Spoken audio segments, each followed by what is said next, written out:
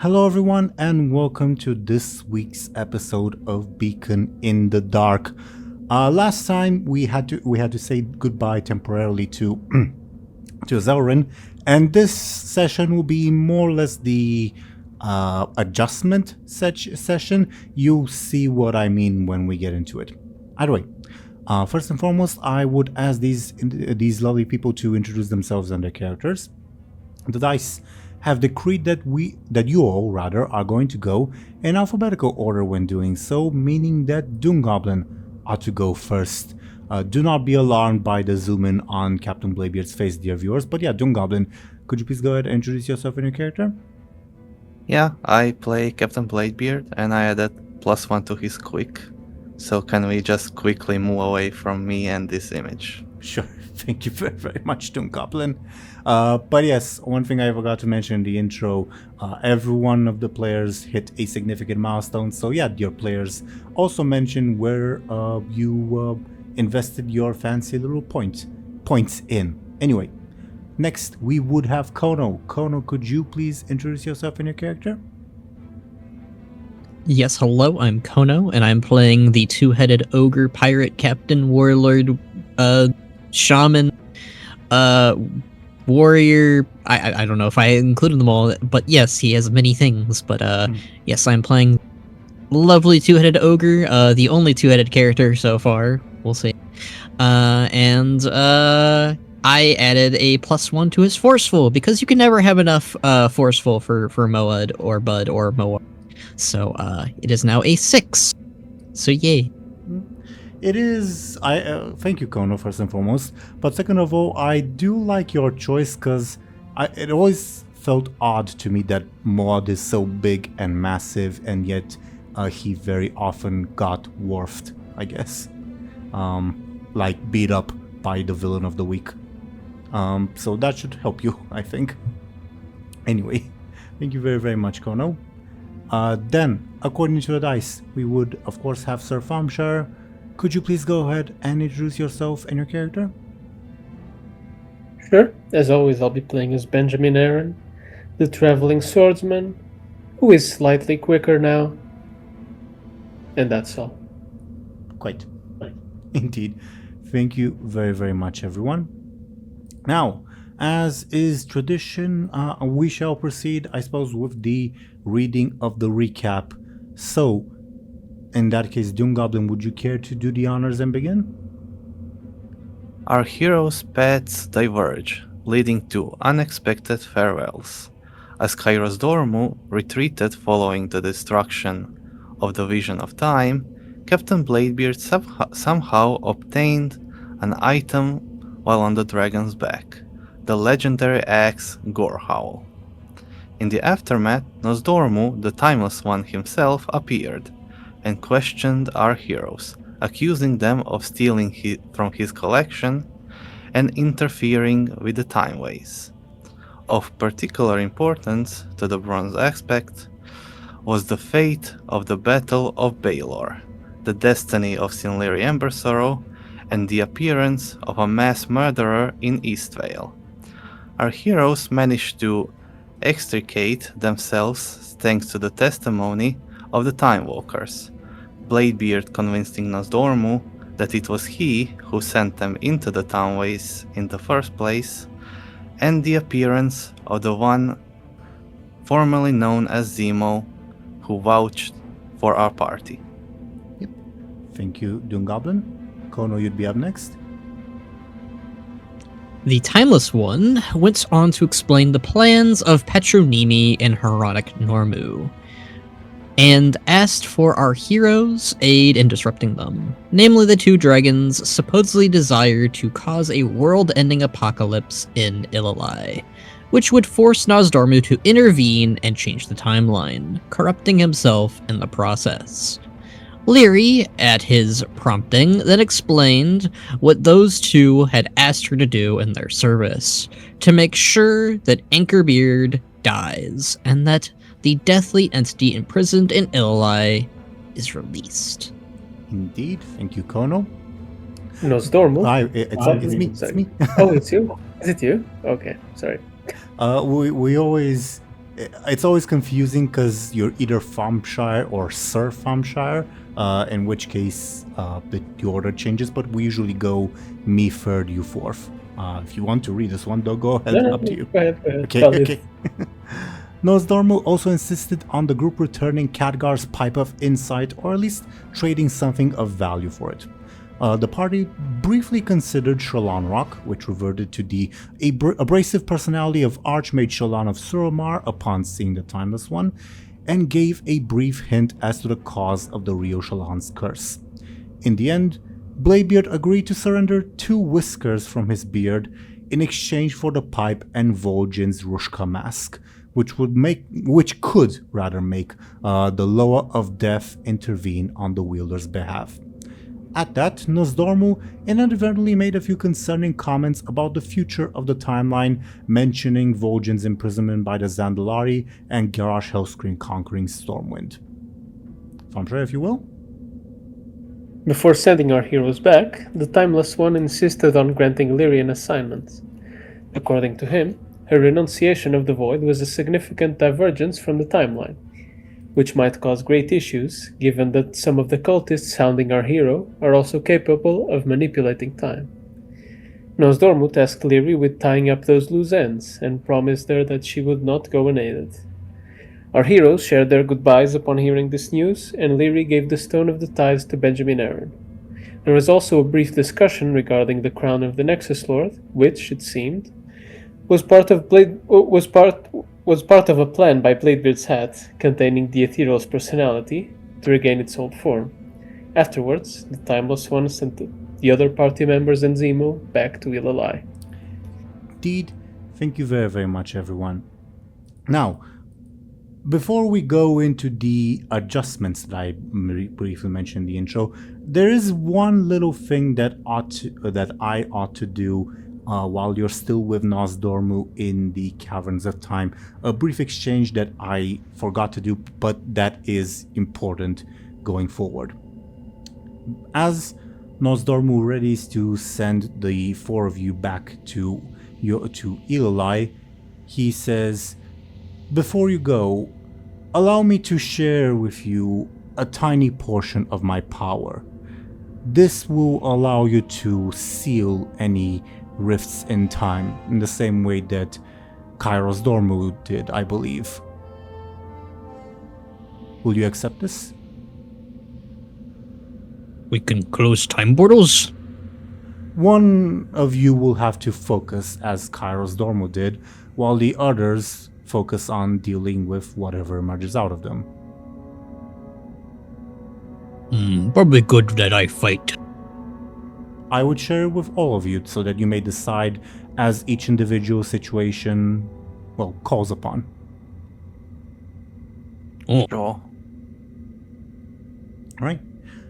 Then, for a couple seconds, grains of sand encircle each and every one of you floating around you, and then promptly dissipate. You feel no different. But Nosdormu says, you will know what to do when you see such a breach in time. If there's nothing else then, I would kindly ask you to be on your way. And Nosdormu will thus send you on your way. Now, an explanation for the viewers as to what I meant about this being the adjustment session, so to say. Basically, I need to figure out the power levels of everyone now that Lyri is not with us, and to basically adjust the difficulty of future encounters. So first and foremost, this will be a canonical boss fight, but not one that should have major impacts on the quote-unquote real world. And it's 2 boss fights in a row, actually.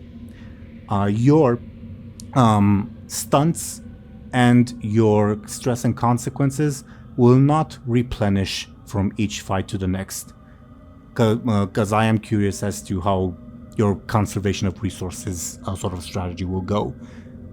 The first fight is also a quote-unquote council fight, and the second fight is a big, bad, ugly monster kind of fight. Now, as Nosdormu sends you on your way, you return once again to the house where this all began, Benjamin's old house in Ilalai. And as you sort of make your way metaphorically downstairs, because that's upstairs is where you went to enter the timeways, you will all hear the voice of the ogre mage Sacrum enter your minds. If you guys remember Sacrum, he is the ogre mage that you met in Ilalai, and he was supposedly at Baelor too, though you never met him there. That gave you a bunch of mumbo-jumbo hints about what awaits you. His voice will boom into your minds, and one head will basically say, "It's all right. Are you worthy? A tide of iron, steel, and fire," says the second head. The first head says, "A test. Yes, a test is warranted for all of you. Iron, steel, fire, blood. Do you wish to see, little ones? Iron, steel, light, and blood. Do you wish to see where the fate of a world will be decided? Iron, steel, light, demons. But which shall it be? Shall I rely on you or perhaps the Horde? Iron, steel, darkness, blood." And as this mumbo-jumbo goes on, sorry for not necessarily giving you guys a chance to speak up for yourselves, you will appear in a place that I will above board describe as the main courtyard of the Black Temple. And I mentioned this to everyone before, that the reason I picked this place is because I thought it was a big arena with plenty of obstacles in it that you could then use to do whatever you please. Now, bit of above board, and what I'm going to ask you is completely above board, not in character. You'll have Gurin with you, as well as 2 NPC companions of your choice, and you can pick from anyone in the normal companions list or the temporary companions to the left, aka the ones that you met in in the timeways. So I would kindly ask you to decide among to basically pick 2 of these before everything begins. Can you remind me what imprisoning weakened foes entails? Basically, TLDR, once a foe only has, let me check the exact number. Once a foe only has 2 quote-unquote health points remaining, so like 2 stress or a level 2 consequence, you can ask Maiev to imprison them, which basically removes them from the field unless someone kills Maiev and releases them from the prison, which would be an ordeal in of itself. Honestly, my picks would either be Kyrie and Hakala, or Kyrie and the Blood Elf man banisher that I forgot his name. Fultian. Yeah. Yeah, I was thinking the same. Kyrie gives us +2 forceful defenses, which is good for me and Moad. And the Twisting Nether one is always fun. I think I agree with that. So is it Kyrie and Fultian then? Sure. Okay. Sounds like. Okie dokie. I will add them to the thing momentarily. In narrative, it will be quite an odd choice, but it is what it is. Wait, Fultian might be very familiar with this place. Yeah, he's been here. Yeah. So, though the place itself is sort of, I guess, secondary. Now, as you guys emerge from the sewers of the Black Temple, upon hearing Sacrum's words, I suppose, yeah. For the sake of giving you guys at least a little bit of agency, feel free to comment on what just happened. As you see, you are joined by Guren, Foltian, and Kyrie, of all people. What the hell? Can't we get a break ever? Are we in hell? No. Sure looks like it. There's green fire everywhere in the sky. And there's Are we Azeroth back there on- for some reason. Yes, like Foltian says, yes, I've always wondered why that is visible there. Is Azeroth flat? What? Say both Foltian and Kyrie in response to your question. Well, it looks flat like from here. Is it flat? No, it's think of it as an illusion, you dumb ogre, and let us move on. We have a job here to do, after all. Don't call me dumb. You're dumb. Do we? We kind of just got teleported here. Yeah, what's our job?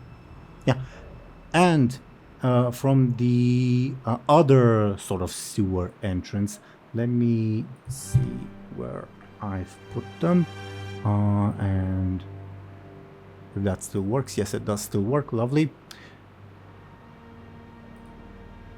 You will see figures emerge that, well, I will let them speak for themselves. As this figure arrives, I'll put the images on screen and then replace them with tokens. This figure enters first, followed by this individual breaking through the wall as he emerges as well. Behind him is this individual that says, "Does he have to do that with every wall?" And the Tauren whose face is covered just stares, says nothing, and the other Tauren repeats the question in their native language, and the Tauren with the helmet simply nods in response. And they are finally followed by another individual crouching down, this fellow, as they emerge from the other side. And the Tauren with the two hammers looks at your group, and specifically at Captain Bladebeard, and says, "Whoa, hello, handsome." Ahoy there. The Tauren with the helmet readies his weapon to charge in. The orc says, "Who are you people? We were sent to stop you." And he readies his axe and his throwing sword. Meanwhile, the keeper readies his rifle and says, "Nature will. No, the nightmare will take you all if you stand in our way." I'm sorry, who are you people? We fight for, the orc says, "We fight for the horde, the real horde, not Hellscream's monstrosity." And the Tauren says, speak for yourself, Morak. I fight for money." And the keeper says, "The nightmares speak. They say you must be silenced." I mean, we obviously are not, with the horde. There's like 2 dwarves, an elf, a human, a gnome. The Tauren with two hammers says, "I don't think that's going to stop Curran," as the Tauren with the masked helmet marches forward to engage your group. I don't understand. Oh, wrong thing. The only thing I understand is that they all have a terrible sense of style. Aye. What is their theme? What indeed? I don't know, I'm just very confused at the red stag man having a gun. Do you I invite you, Thompshire, but also any of the viewers, to open up the wiki page for the Keepers of the Grove. There's legitimately a image from the now non-canon RPG with a keeper wielding a gun. What? Yeah, go Really? go check them out on Warcraft Wiki. I am not joking. It's to the bottom because it's in the non-canon section, but yeah, it's there. Interesting. Yeah. Anyway, this will be sort of the first encounter.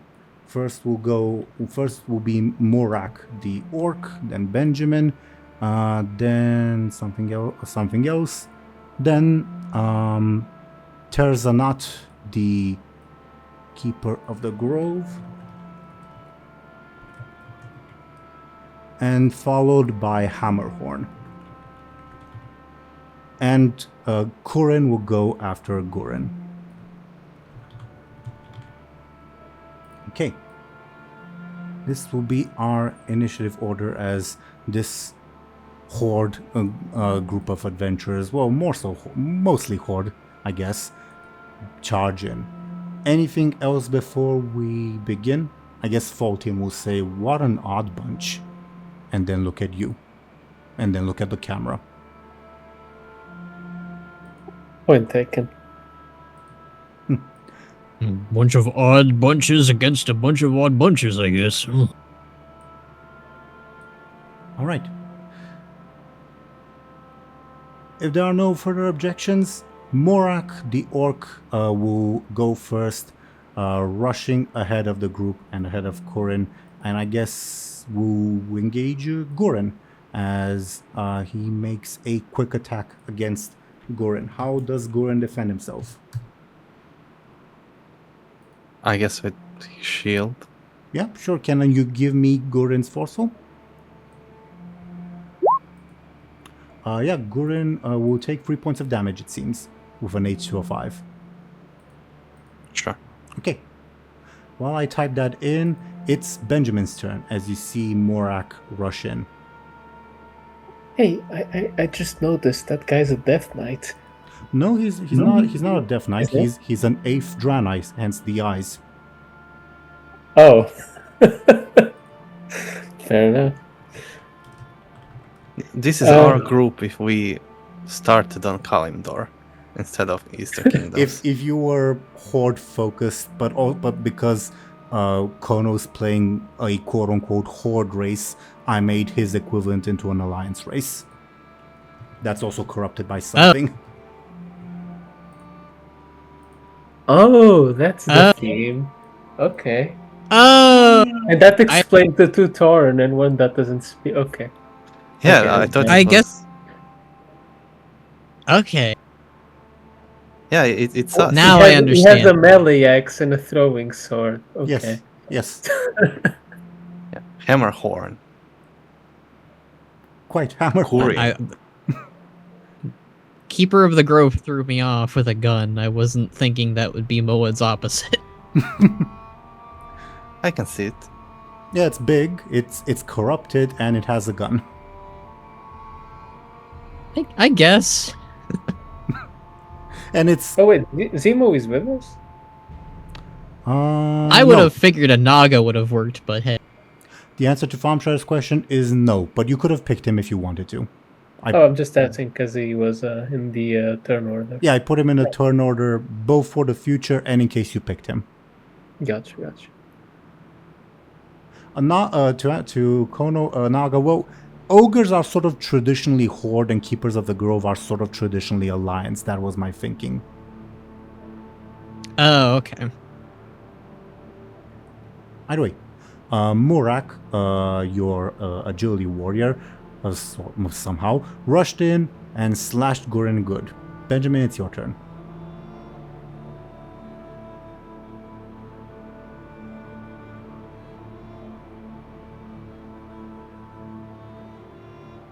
I'll run at the orc myself and slash him good. Sure. Sounds like a quick attack. Indeed. Is it with Gorehowl? Oh, what did Gorehowl do? I forgot. Basically, anyone attacked by Gorehowl needs to beat a +4 or a +6 if you're using Quick or Clever. Otherwise, they cannot defend. Alright, sure. Sure. You're wielding Gorehowl, and while you do, Morak says, and you say you're not agents of Hellscream. What would be his... Yeah, that would be his way to defend. Yeah, he defends just barely... Well, he is able to defend. And my stunt also applies. What's your stunt? Is the only enemy within melee range. Okay. To explain the roles, the 6 is his ability to defend when faced with Gorehowl, and the 9 is his actual defense. So you guys are tied at the moment. Would you believe me if I told you I found it in the time ways? The what? Long story. Anyway, tie means you gain an advantage. Oh wow, he's strong. Okay.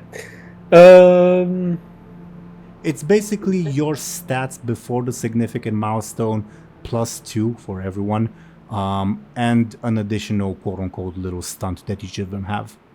Let's call it Howling Axe. Howling Axe. Okay. As I go to write that in, you do narratively succeed in driving Morak back a little bit, because an advantage does mean, well, you gain an advantage. So yeah, you do that. Anything else on your turn? Nope. Okay.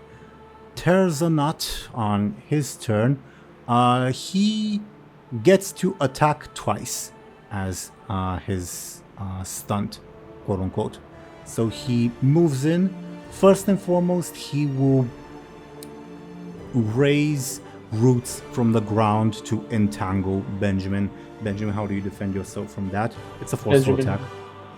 roll to the side to avoid getting tangled. Yeah, sure. Give me a quick. Yeah. And you defend yourself. And I also get +2 because it's a forceful attack. A good point. So you gain an advantage. Do you have a name for it? Let's just give another charge to the other one, just so Sure. we don't. Understandable. Okay, and as for his second attack, Teeironor will, I guess, aim his gun at the biggest target, which would be Moad, and say, "You must be cleansed," as he shoots you with an astral projectile. Moad, how do you defend yourself? I guess Moad would try to smack his cannon against said projectile. Sounds like a forceful defense. That is 1 point of damage coming your way. That's alright. 1 point of damage isn't bad. Keep in mind that your stress and consequences will carry over to the next fight. Okay. Still not that bad, so. Alright. Fair enough. Fair enough. Alright, that was Teeironor. Hammerhorn has the quote-unquote stunt to poison someone for the round having their defensive rolls, and he can do it like every round, but like only for a round. So for instance, if he poisons Bladebeard once, it's only for the round, not for the entire combat, unlike Bladebeard's stunt. So who will he poison?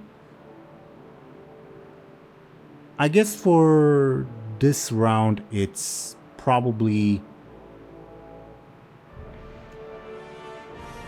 probably Benjamin, because you, by sheer luck, you happen to be in front. So your defensive rolls will be halved.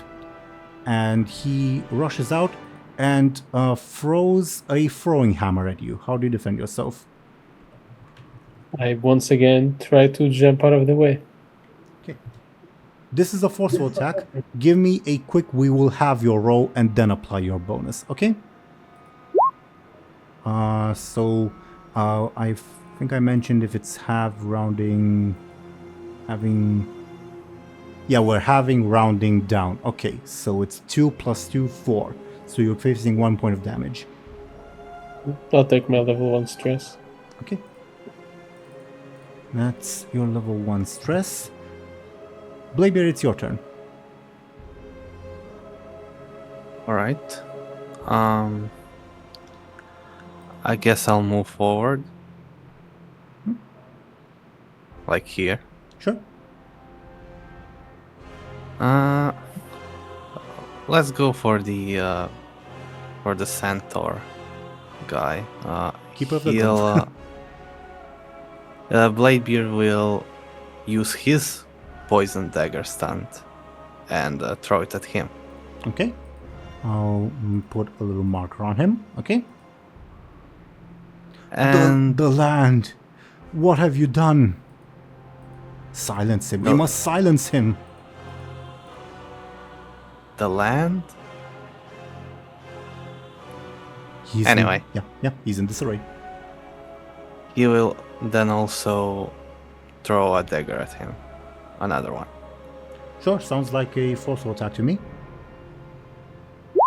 He will... Let me think how he defend. Probably just try to parry it. So let me roll his defense and we will have it after I roll. Okay, it's an odd number. I think your stun says having rounding down, if I remember correctly. Yeah. Okay, so it's a 4 to your 5.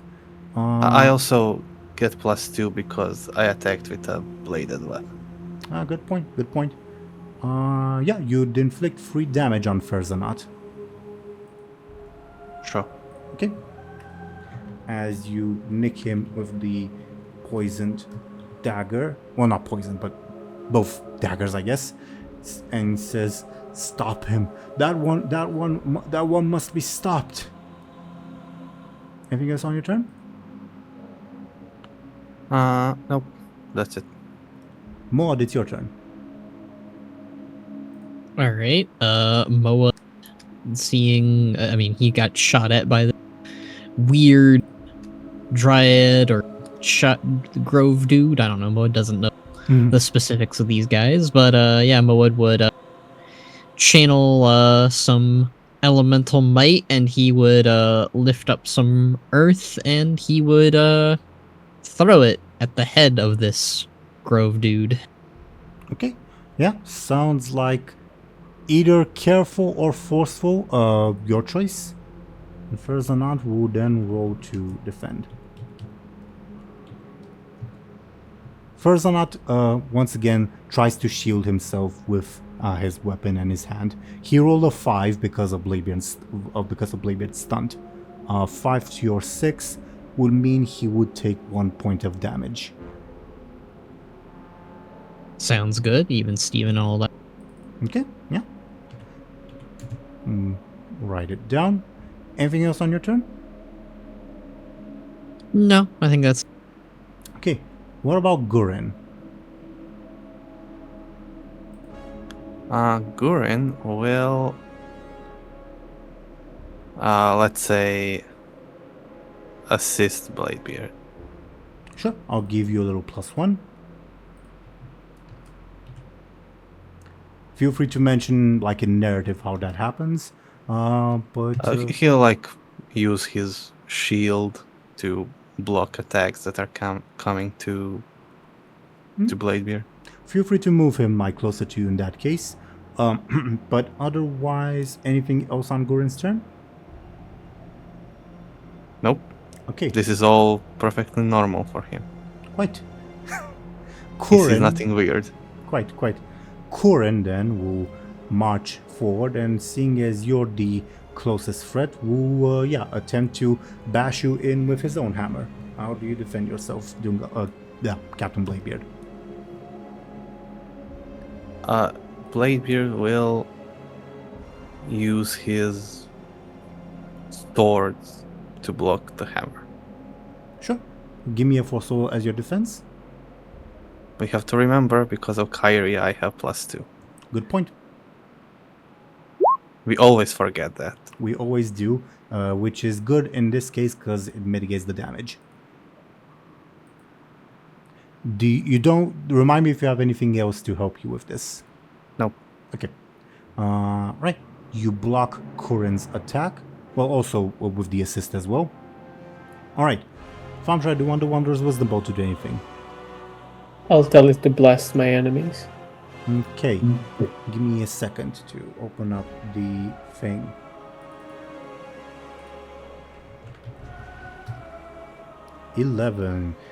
An 11 is... Yes, you should do that, it says to you. No, you do that. Winks at you. Alright. Next is the stick. Let's see if it does anything. It does not. Okay. Top of the round, whom do you want Kyrie to freeze and whom do you want Voltian to banish to the Twisting Nether? Freeze only stops them from moving, right? Correct.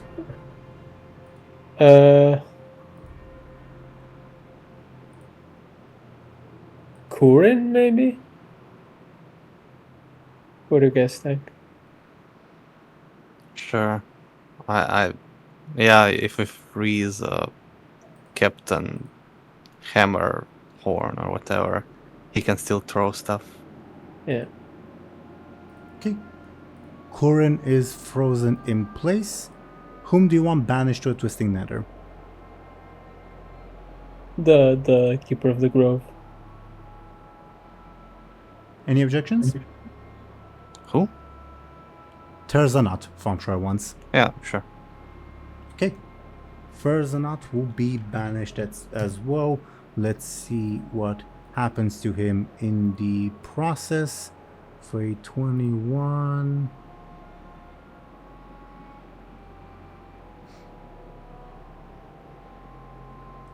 Oh, I rolled the wrong thing. I rolled on the wrong table. My bad. A 5 instead.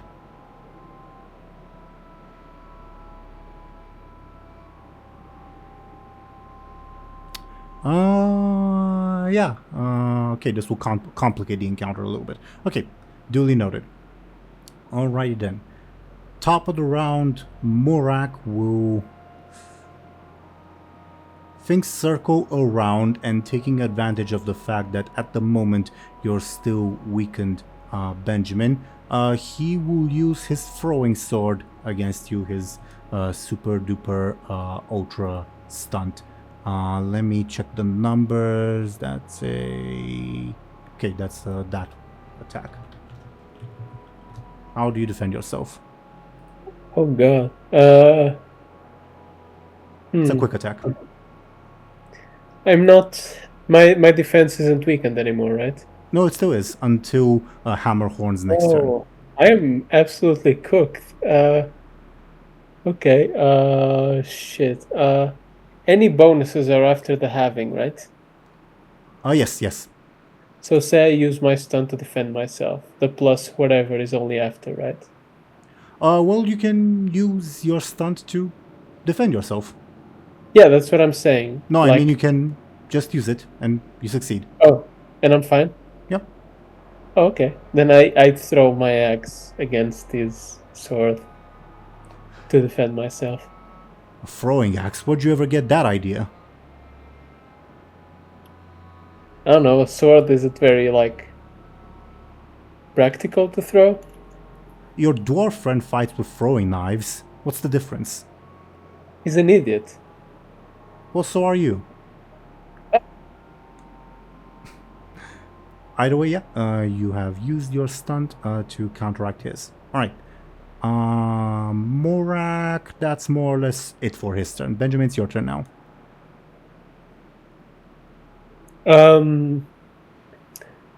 I'll rush at him with Gore Howl and give him a quick slash. Okay, first let me roll to see if he'd be able to defend himself. He will be able to. Okay, then give me your attack, please. It's a quick, I forgot to say. What's his thing? Let me check again.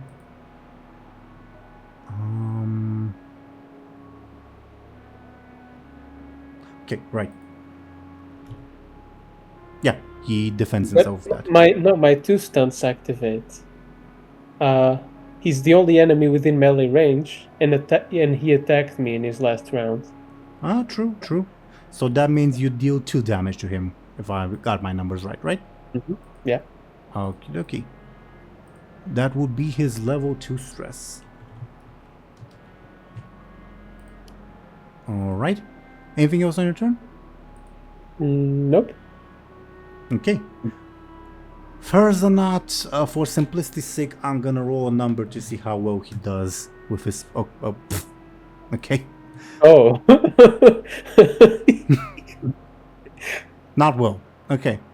I guess this will be 3 boss encounters instead of 2. Okay. Oh no. Hammerhorn on his turn. He will... Seeing what you've done to Ferzanot, he will try to get behind you, not necessarily succeeding very much, and first off throw a thing to weaken you, Bladebeard, his stunt, and then attack with his throwing hammer. How do you defend yourself from that?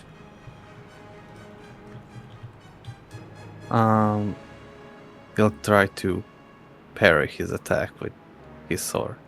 Give me your forceful, please. Or careful, your choice. Let's go with forceful. So that's a 2. Plus 1 from Gurren, 3. +2 from Kyrie. 5, okay. Anything else? What did he roll? 9? 9. So that's 4 points of damage if left as is. Yes. Let's use both Arcane Saber. No, wait, I need to use 2 Arcane Saber stuff. To equal it out, yes. Yeah, sure. Okay. You do so. As you just barely defend himself from his forceful hammer throw. And he says, "You may be handsome, but you're still no match for Captain Hammerhorn." Ugh, you poisoned me. That's cheating. Sticks out his tongue at you. Okay, that was his turn. Bladebeard, it's your turn. Alright. I will attack Kurin, I guess, Sure, he's a melee, yeah. with my swords. Sure. Just briefly let me... Okay, that's his thing. Yeah. Sounds like a forceful attack. Ty, do you have anything that helps I you? have +2. Plus- And from Gurin, +3. from So, Gurren too. From Gurren too. so it's 12. Yeah, 3 points of damage coming Kurin's way. Sure. I will, I suppose, leave it as is for now. Kurin takes his level 3 stress as you slash him good, slicing through his shield with your arcane saber. He does not vocalize anything in response. Anything else on your turn? I'll move away from him because he's frozen and can't follow me. True enough. Yeah. All right. Yep. That's it. Thank you. Maud, you're next.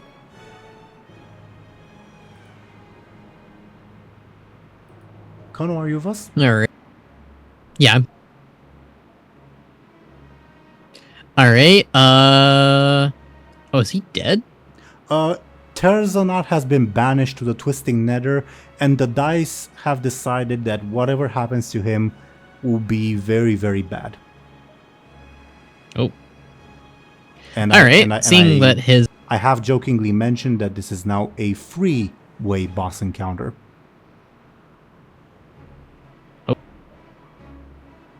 Okay, well, seeing that, his alter ego, he doesn't know that, Moed would charge over to assist, the closest person, which is Benjamin, and he would, move to slam his Titan Sword against this orc. All right. Morak will try to parry with his axe. Let's see. No, not parry. That's not his strong suit.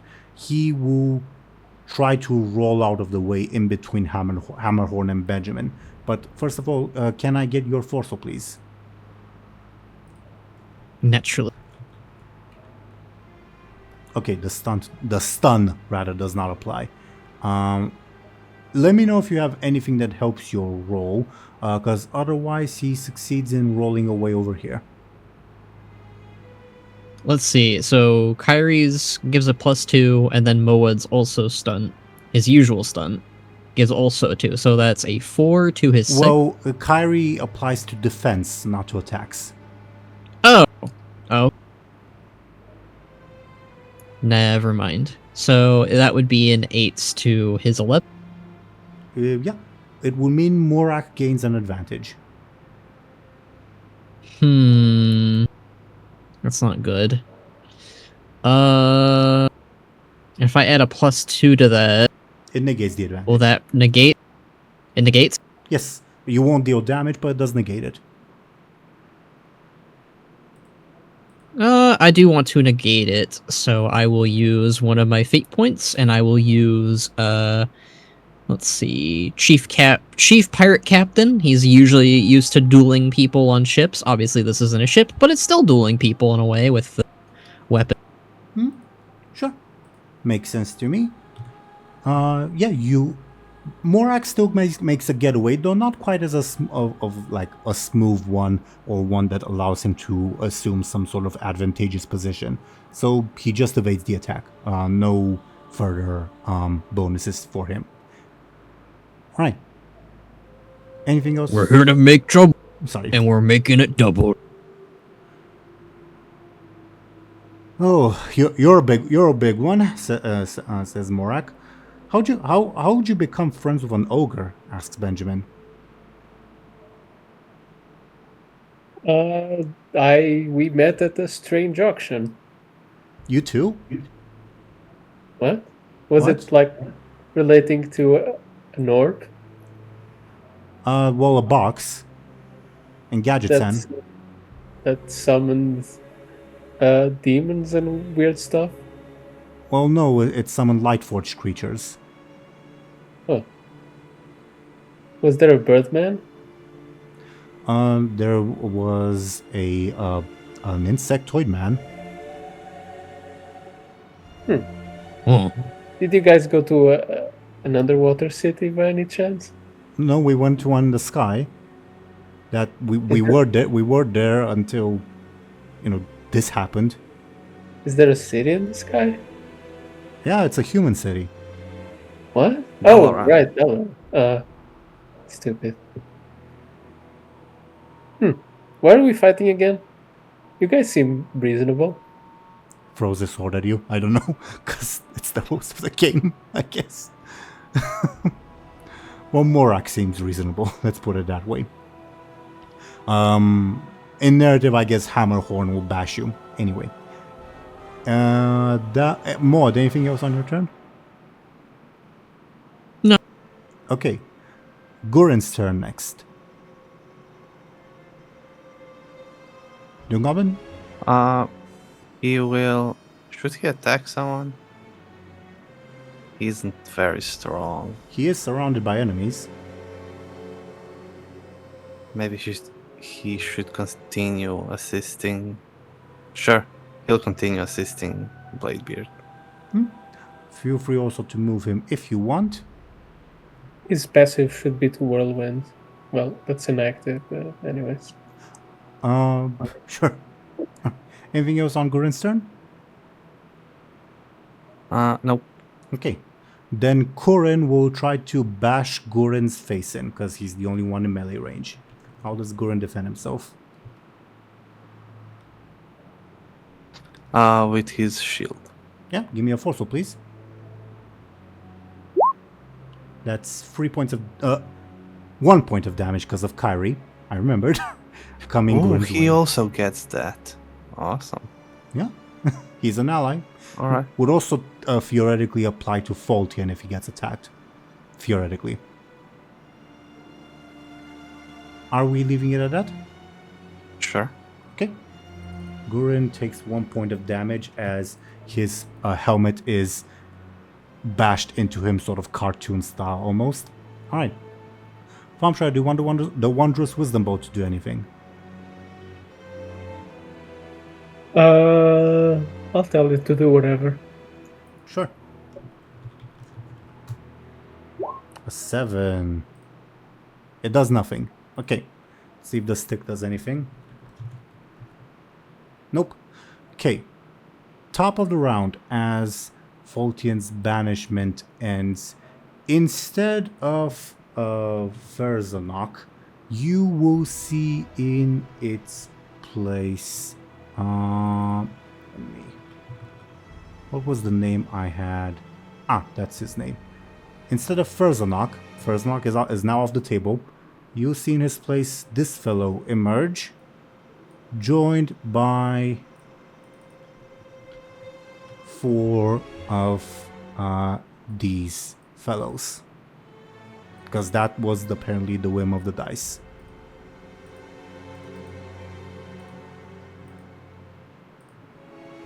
And I'll need to put them in the initiative order. Okay, while I do that. Whom do you want Kyrie to freeze and whom do you want Foltian to banish to a Twisting Nether? Can he banish the demon? Yeah, why not? Yeah. The big one, I'm assuming. He could return. And the bigger with one more comes demons. back. Unironically, that is very possible, Thompshire. Are you making your choice to banish the Dreadlord? Sure. Okay.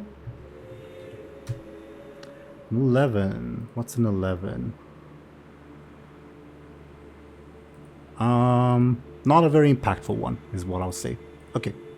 But nevertheless, the Dreadlord is banished. I'll add him to the initiative order. Nevertheless. Hey guys, we all hate demons, right? We hate backstabbing Alliance more, says Morak. Really? We are not alliance. You're human, you're a dwarf, what else would you be? I'm not I'm a either pirate. of those things. No, I'm a pirate, says Hammerhorn. So you're not Horde. I never said I was Horde. I'm part of the But Horde, you're a says Tauren. Morak. You said you were part of the true, not Hellscream Horde, right? Morak says, yes, I did. Well, And the Horde, like, historically fought demons to free themselves from whatever, right? You're clearly the greater threat right now. Then demons? You're both greater threats. Both you and the literally demons. attacked us out of nowhere. Come on, dude. He readies his axe and says, look, we've clearly been sent here for a reason, and it's obviously to take you lot down. Who sent you here? The dragons, who else? Not the dragons. I fucked up my order of events. Instead of the dragons, you say that other keeper of the grove. Who else? What? No, you. There's more. And also, you've killed our friend. We can't let that slide. You literally attacked us. What do you expect? Hammerhorn says, wait, Ferzanot is dead? Well, he's not coming back, says Morak. Demons came back in his place. What have you done to him? Maybe he ate a demon. That happened to me once or twice, you know. What? Why would you do that? It was a good idea at the time, okay? Look, I'm big and I'm Look, let me healthy. guess, you also teamed up with a homicidal elf. Me. Morak says she's not homicidal, and Hammerhorn will say she's not an elf. Was she a troll? No, she was one of the blue people, says Hammerhorn. Troll trolls. people. That kind of narrows it down to like troll or Oh, what else is Drella? blue? Yeah, that. When Benjamin says Draenei, Hammerhorn says, yeah, that. Oh, I'm one of those sometimes. He throws a hammer at you. I don't know. Anyway, whom do you want Kyrie to freeze?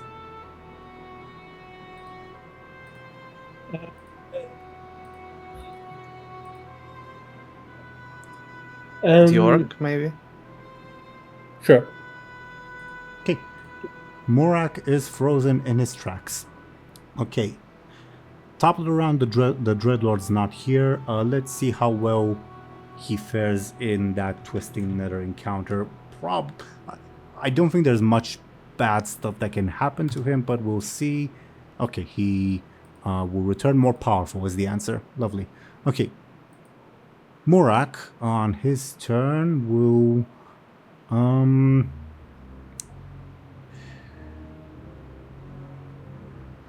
seeing himself frozen, he will quickly jab his sword backwards at Captain Bladebeard. Bladebeard, how do you defend yourself? Oh, I hit the wrong thing. Yeah, how do you defend yourself, Bladebeard, from his attack? I don't see his attack. Oh, 8. I just rolled, my bad. Alright, Am I still poisoned? No, right? Until Hammerhorn's was. next turn. Benjamin was poisoned. Yeah, Benjamin was poisoned, yeah. Alright. I'll have to add an icon for that, but yeah, thank you. I will try to parry his sword, axe, whatever. Yeah, he jabs at you with his axe, yeah. How do you it sounds like a forceful defense. Yep. 7, I believe? 8. Oh, right, because Gurin is assisting you. My bad. Yeah. So tie means Morak gains an advantage.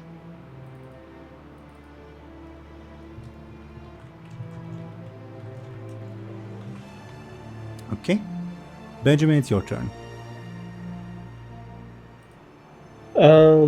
I'll kind of take a step back from the madness, and we'll try to create an advantage by observing the battlefield and figuring out the best move. Sure, sounds like a careful attempt. That's enough for one advantage. Do you have any questions for me that I may answer? Raid tactics. Raid tactics.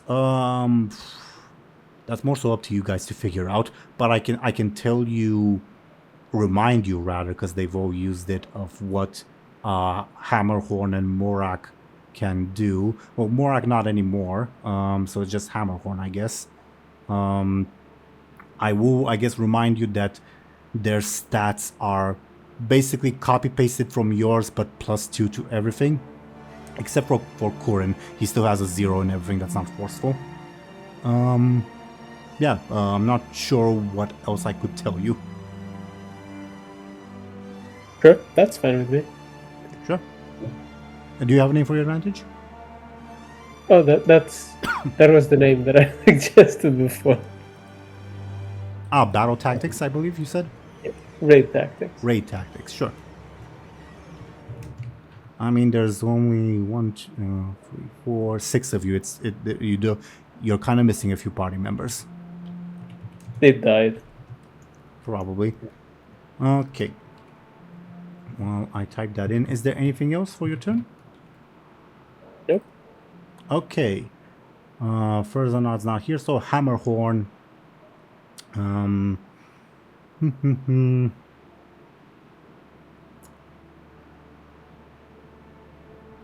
Yeah, he'll point his hammer at you, Benjamin, and say, "Don't think you can deceive us with your words. I swear I'm going to kill you." And he then will throw a poison thing at Maud. Sneaky bastard. Quite. He throws a poisoned hammer at Maud, and then charges in and prepares to bash Maud with his arcane hammers. How do you defend yourself, Maud? I guess Moad wasn't expecting him to attack him because he was talking to Benjamin and talking smack. So I guess Moad would try I to. also rolled the wrong thing. My bad. It's +8, not +7. Though, funnily enough, the reroll made it worse. But yeah, go ahead. Moad would try to parry with his Titan sword. Sounds like a forceful defense, and again, we will have it after you roll because of Hammerhorn's stunt. Oh, wow. Oh, okay. So that's a 4. With Kyrie's bonus, you have a 6, which would be enough to defend yourself. But Hammerhorn rolled pretty badly, so he's going to use a fate point to reroll. Alright. So you have an 8. He has an 8 rather. You have a 6 with all the bonuses and malices added together. I'll just type that for convenience sake. So at the moment you're facing 2 points of damage.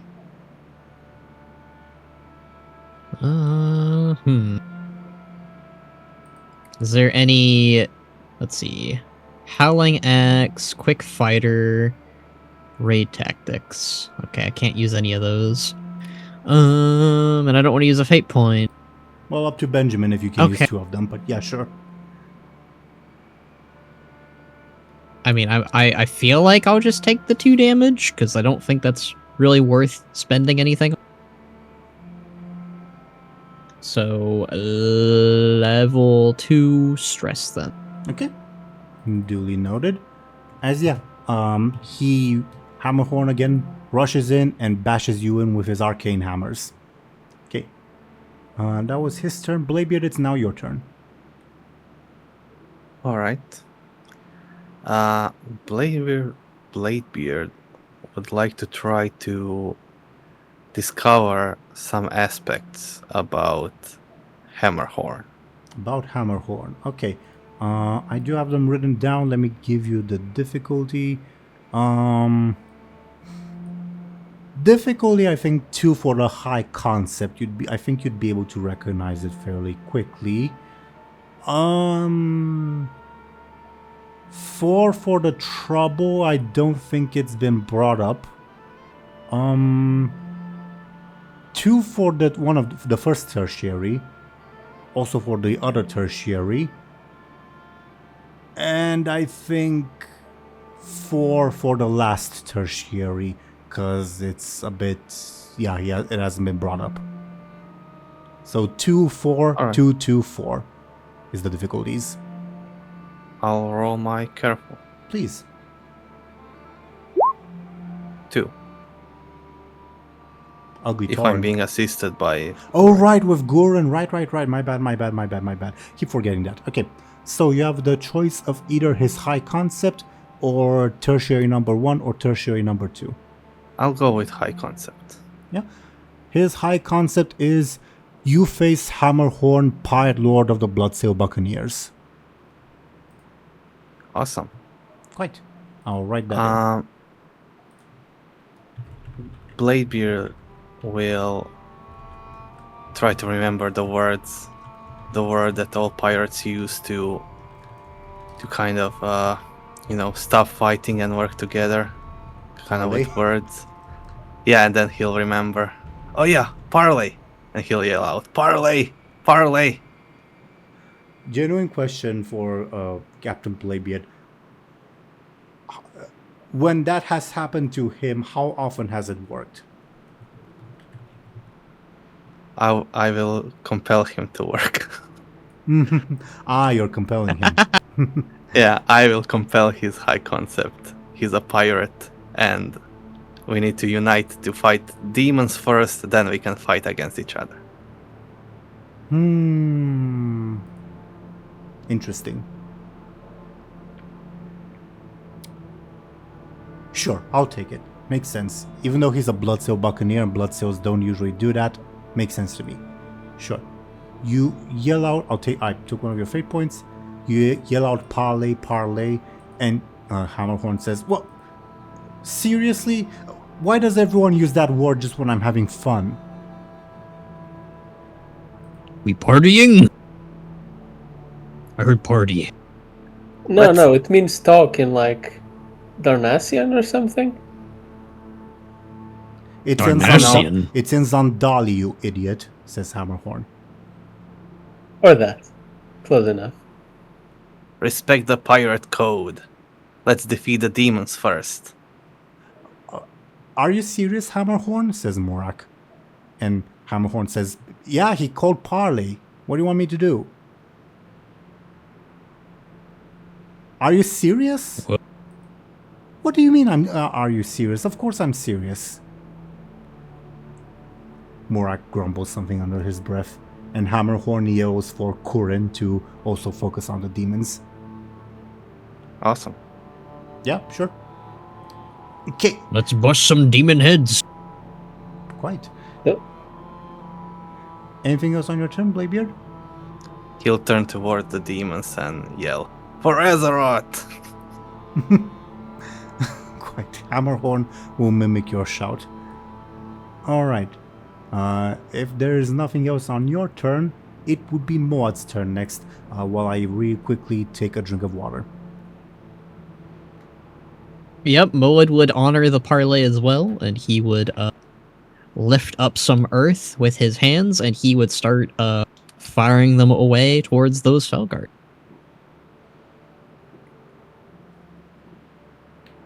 Yep, sounds to me like a forceful attack. Sounds good. Which group are you attacking? Because there's 4 groups. Well, which individual Felguard? I'd say the one to the... this one right here. That Noted. Noted. Okay, give me your forceful, please. Yeah, you bash this Felguard good with dirt. He takes one of his damage points. You'll need to hit him 2 more times to take him out. AK 4 Let's damage. get him! Alright. Anything else on your turn? No, I think that'll do. Okay. On their turn, the Felguards. This one... I think they will focus on forming a battle line first and foremost. Which means I think... yeah, I guess all 4 of them will roll advantages to defend themselves.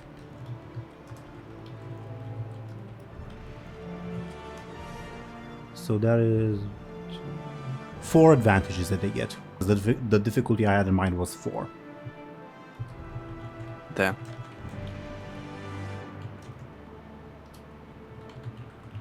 Okay, that was the Felguards. Gurin, it's his turn now. I think the most useful thing he can... Wait, what's there? +5? Yeah, +5 is there, I assume, forceful. you are correct. Well, they're mooks, so their stats function a little differently, but for all intents and purposes, you can sum it up like that, yeah. So his highest stat is the same as theirs, so there's 50-50 chance he'll hit. Maybe assisting Bladebeard is a bit more useful than attacking, so he'll continue defending Bladebeard. Okay, duly noted. You have his assist. Okay, anything else on his turn? Nope. Okay, Oh yeah, Bladebeard will tell him to stop attacking the Tauren. to stop or to start? Stop. Stop. Like, we are no longer fighting them. We are fighting demons. Aye, he says. Okay, that was Gurin's turn. Kurin, who has received a similar command in Torahe from Hammerhorn, will turn his attention to the demons. Yeah, he can't really do the same thing of protecting Hammerhorn at the moment, so he'll attack the already wounded one.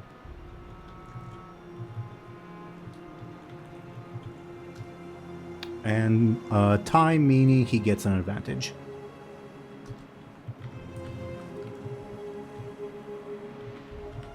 Okay. Thompshire, do you want the Wanderer's Wisdom Bow to do anything? I'll tell it to destroy the demons. Let's see if it does. 27. I think we've had that happen before. Yeah. You recognize what's about to happen. The next spell will be countered. Which will probably be either Kyrie's Freeze or Fultian's Banishment.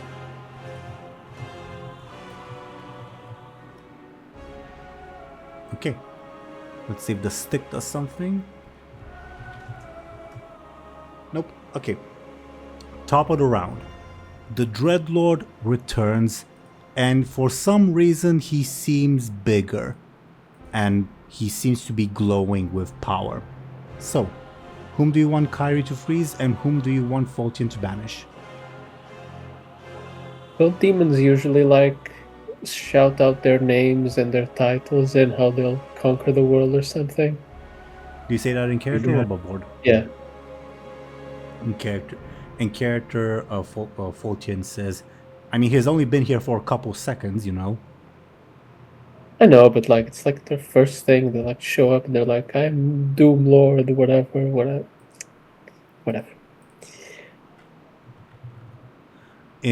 As if on cue, the Dreadlord shouts out, "Tremble, mortals, for you face Heferius, chosen by Sargeras to patrol the ways of the Nether. You shall not stand before me." There we go. Does that help you in any way? Says Fultian. I guess a sense of. I guess things never change. That's comforting in a way. So once again, whom do you want banished to the Nether and whom do you want frozen? I guess the demon again. Yeah, Right. but it will be countered, so we gotta choose if we'd rather give up the freezing or the banishment. I guess freezing. It's not useful anymore. I don't think. But do we want to risk the demon getting even more powerful?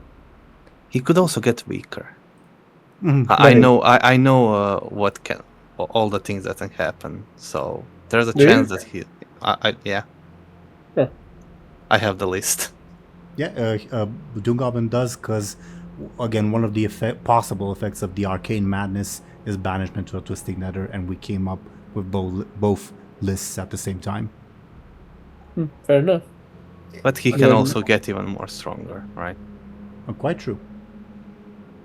We freeze Azeroth in the sky. Do you ask Kyrie to do that? No. No. I guess we'd ask her to freeze the demon. Alright. She prepares her blast of frost magic, and immediately on cue, your wisdom bow shoots her a glare, and some arcane energy flows out from it, and Kyrie's spell is interrupted. It says, "What'd you do that for?" I can't control that thing. I need to have a word with Khadgar after this. Most amusing, says Fultian. Come on now. Banish the demon again or whatever. He could come back stronger. He could come back weaker. I suppose I can escape if the need arises. And sure, Fultian will banish the Dreadlord to the Nether. Let's see what happens to him. A 4.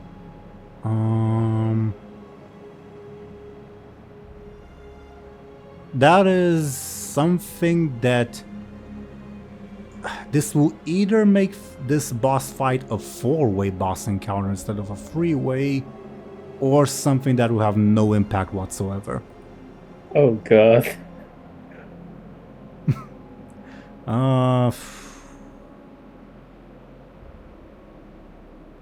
I guess I should keep in mind that this is a dream. So I'm gonna...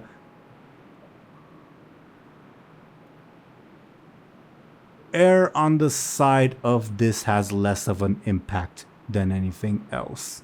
Although... yeah, I'll pick a middle option. It'll have some impact, but much more long term. Okay, I'll write that down. That's not reassuring at all.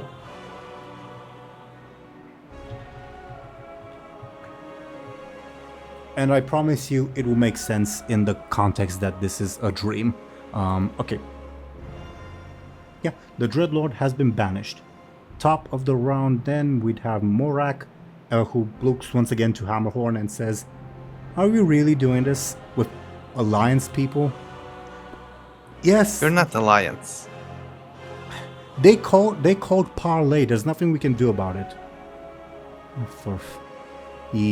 And Morak, dashes behind the Felguard lines and throws his sword, not stunt-like, but still throws a sword at the wounded Felguard. And inflicts, is it this one? Yeah, it's that one. Inflicts 2 more points of damage, 1 more hit, and that Felguard is out.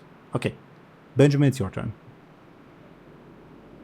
I'll mirror my orc counterpart and run in to that group of Felguards and do a quick slash to finish him off.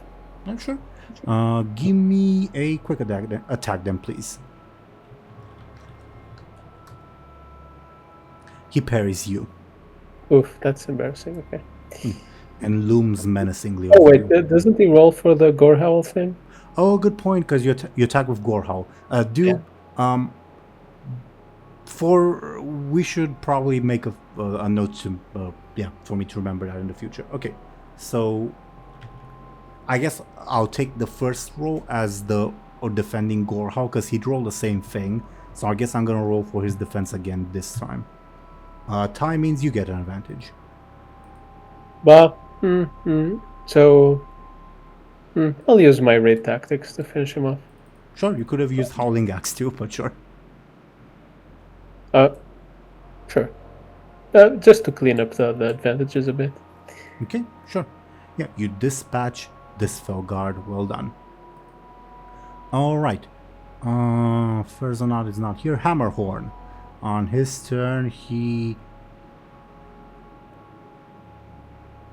By the way, out of curiosity, this is the wall the Tauren broke through, right?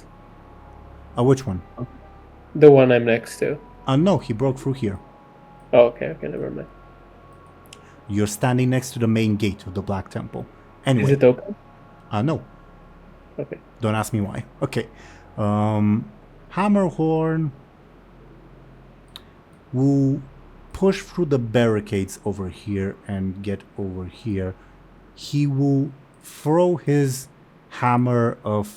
poisoned hammer at this Felguard and then attack with a throwing hammer. The Felguard got a 3 to Hammerhorn's 5. Okay, this Felguard is slightly injured. Okay. Bladebeard, your turn. I will attack the poisoned Felguard by How? slicing him with my sword. Sure. Give me a forceful attack, please. I do have +2. You have a 9 to his 2. Yeah. No, I have +1 from Gurin as well. Well, So 10. a 10 to his 2. Yeah, we no questions asked. You obliterate this Felguard. Do I get any advantages? It It doesn't work like that. Unfortunately, no. Overkill is not an advantage creator, though. Something to consider, but per the rules as established now, no, you do not. Shame. Either way, you do dispatch the Felguard with ease. Hammerhorn says, "What? Oh, what would he say? Because he would say something. Says, impressive. Don't tell me you have more blades hidden in that beard of yours." It's a secret. Okay. Anything else on your turn? I don't think so. No. Okay. Maud, your turn.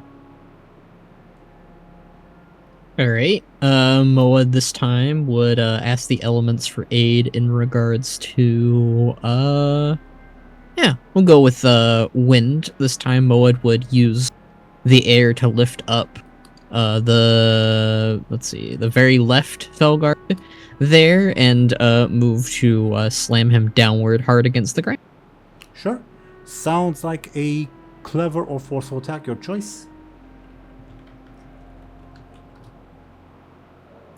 Remind me if you have anything that improves your roll. Kyrie's is only for defense, so I don't think so. No. Okay. Leftmost Felguard, right? Okay. You inflict some damage on it as you do it. Yeah, you do slam it into the ground. Okay. Anything else on your turn? No.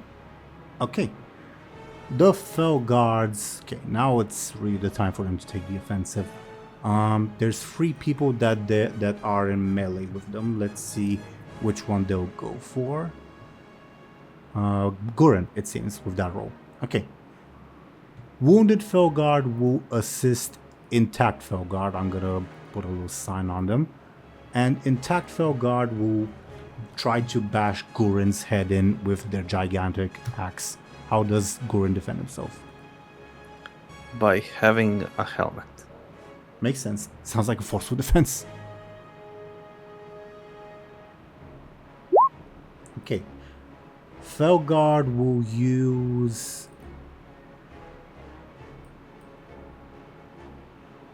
two advantages to make it 3 damage.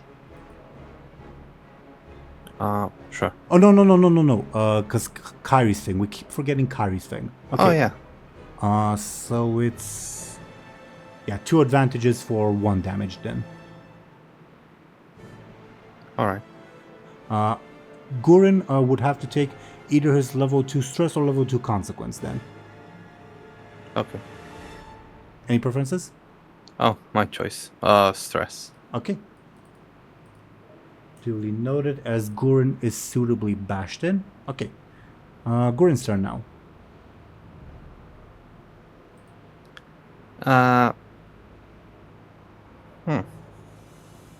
Yeah, keep assisting Bladebeard. Sure. Duly noted. Kuren next. Kuren will try to bash in the wounded Felguard. And the Felguard will use 1 advantage, but then Kuren will use his advantage. In the end, Felguard is dead. And this one loses its assist. Okay, leaving it by its lonesome. Thompshire, do you want the Wondrous Wisdom Bow to do anything? No. Okay, let's see if the stick does anything. No, okay. Top of the round, the Dreadlord returns. Alright, whom do you want Kyrie to freeze and whom do you want Faultian to banish?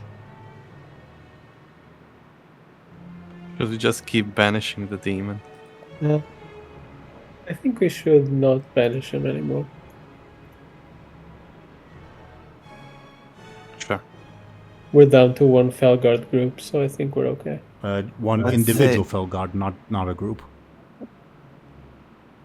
I say banish Benjamin Morak, you mean? and freeze... No, Benjamin, Aaran. Okay. And freeze Moed.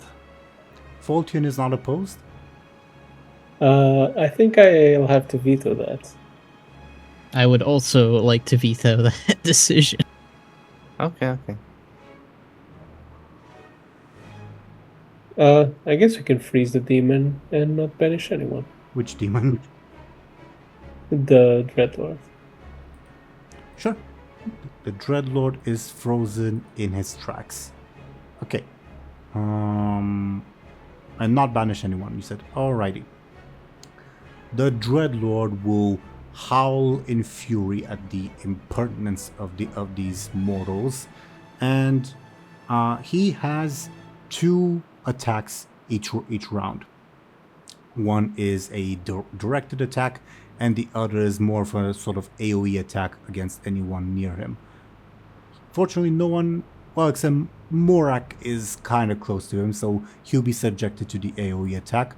But as for the directed attack, he'll direct it at, I'm gonna roll dice.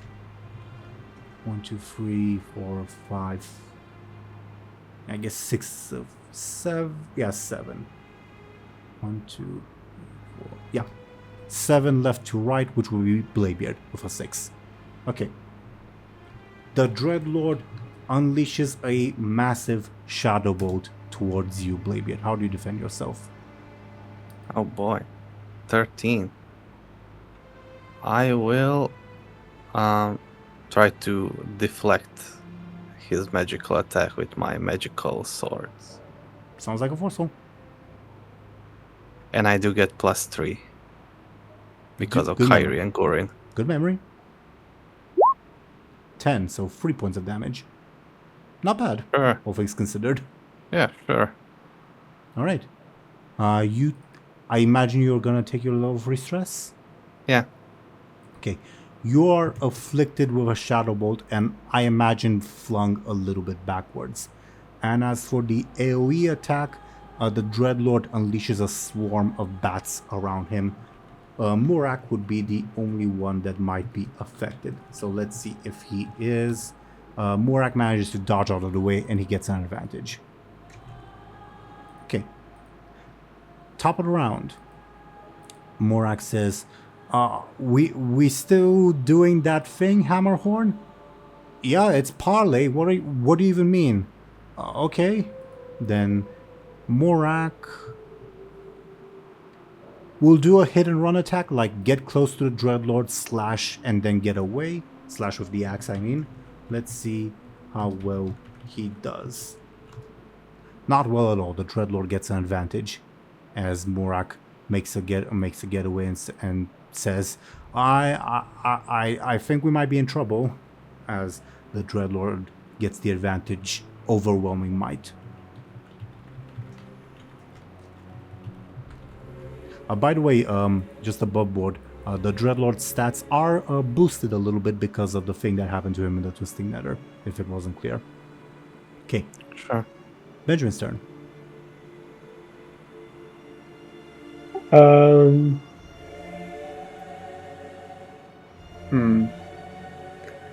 I'll try to discover one of the Dreadlord's aspects.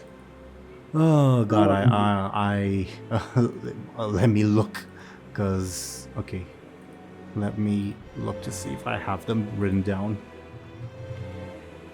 I do. Okay. Difficulty 2 for the high concept, cause he said it out loud. Difficulty 4 for the trouble. I don't think you would get it easily. Difficulty 2 for the first tertiary, because it has come up. And difficulty, I think 6 for the other tertiary, just because it has not come up. So 2, 4, 2, 6 are the difficulties. Careful. Okay. Oh, yeah, any question you might have? You said the trouble was 6, right? 4. Well, sure, I'll take the trouble. His trouble is consumed by power and ambition. You recognize the telltale look of greed on the face of this demon.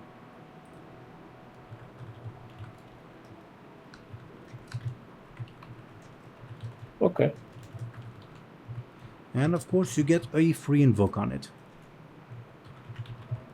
Okay. You see that this demon is reveling in the power that he accidentally gained in his journey in the Twisting Nether. Okay. Anything else on your turn? No. Alright. Hammerhorn on his turn. Yeah, Hammerhorn will use his little poisoned hammers on the demon, having its defenses, and then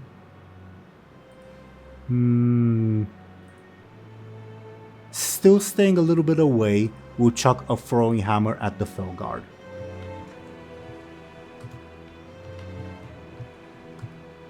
And yeah, inflict some damage on the Felguard. That was Hammerhorn's turn. Bladebeard, it's your turn.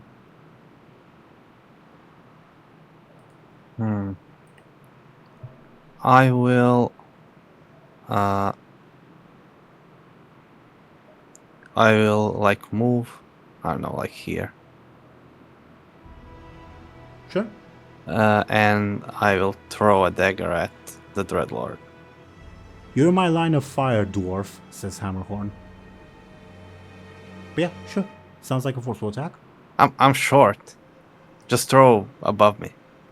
I need perfect vision for my throws. Don't blame me if I hit you. I will. I 100% will.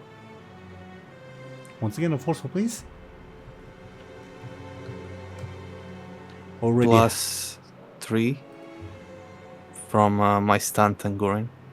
Good point. So a 9 to a 4 from the Dreadlord. 5 points of damage. You can use one of my advantages if you want. Sure. Your Howling Axe advantage, or? It's the only one I have, so... Well, you also have the aspect you discovered from the Dreadlord. Oh, yeah, sure, that too. Alright. One of them, anyways. So 7. Oh, okay. So you used, I assume, your Howling Axe, right? Correct me if I'm wrong. Thompshire? Or the aspect one, it's fine either way. Pick one. The aspect one, sure. Okay. The Dreadlord will use his overwhelming might and a fate point to bring it to 3 damage. I'll just write it down so that we can keep track of it. Should I buff that still? I think it's a good opportunity because he rolled like ass. I Yeah. mean, not like ass, but like he used the stat he's weak in. Well, no, I- the Dreadlord is poisoned. That's why. Oh, that's already halved. Okay, gotcha.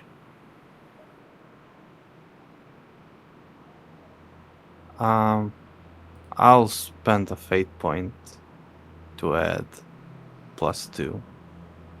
What are you invoking? You face Bladebeard. How would it help you? He's facing Bladebeard. No, Bladebeard is a fearsome fighter, and that's why he gets +2. Sure. Okay.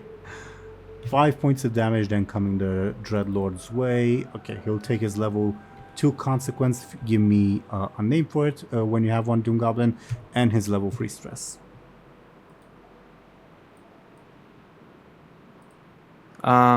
Stabbed.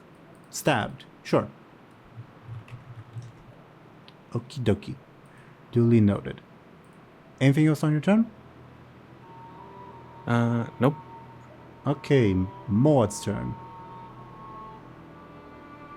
Alright. There's still a Felguard remaining in the Dreadlord. Correct.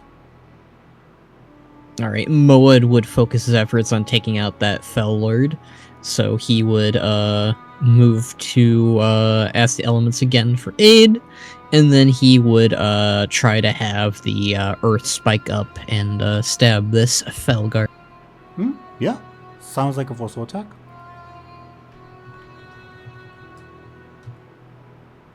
That will be 2 points of damage. If you don't have to, of course, but if you invest like a fate point or something else, you can take him out completely. I'm gonna hold off on the fate points for right now, because we still have a Dreadlord and whatever is after that. Fair enough. Okay. Yeah, you impale the Felguard. He is definitely in a lot of pain, but he manages to just barely with his arms like hold off the rock to like not get stabbed in a vital point. He's very wounded but still alive. All right. Anything else on your turn? No. Okay. The Felguard, in a sort of blind rage, will attack the only target that is in melee, Gurin. How does Gurin defend himself? The Felguard wildly swings with his axe. He'll defend with his shield. No, sounds like a force soul. Yeah, Gurin And gets he also gets +2. all well and good. Gurin gets an advantage. Let's call it I don't know. Dwarven strength. Hell yeah.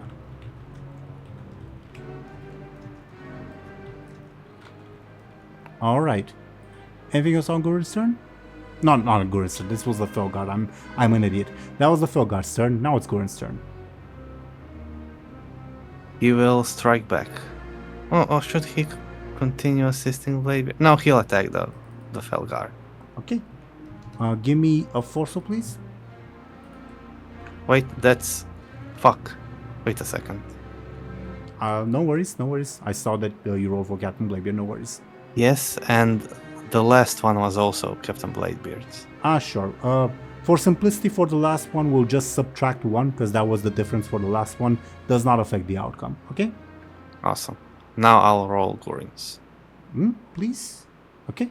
Same. Felguard will use its 1 remaining advantage because otherwise it will die.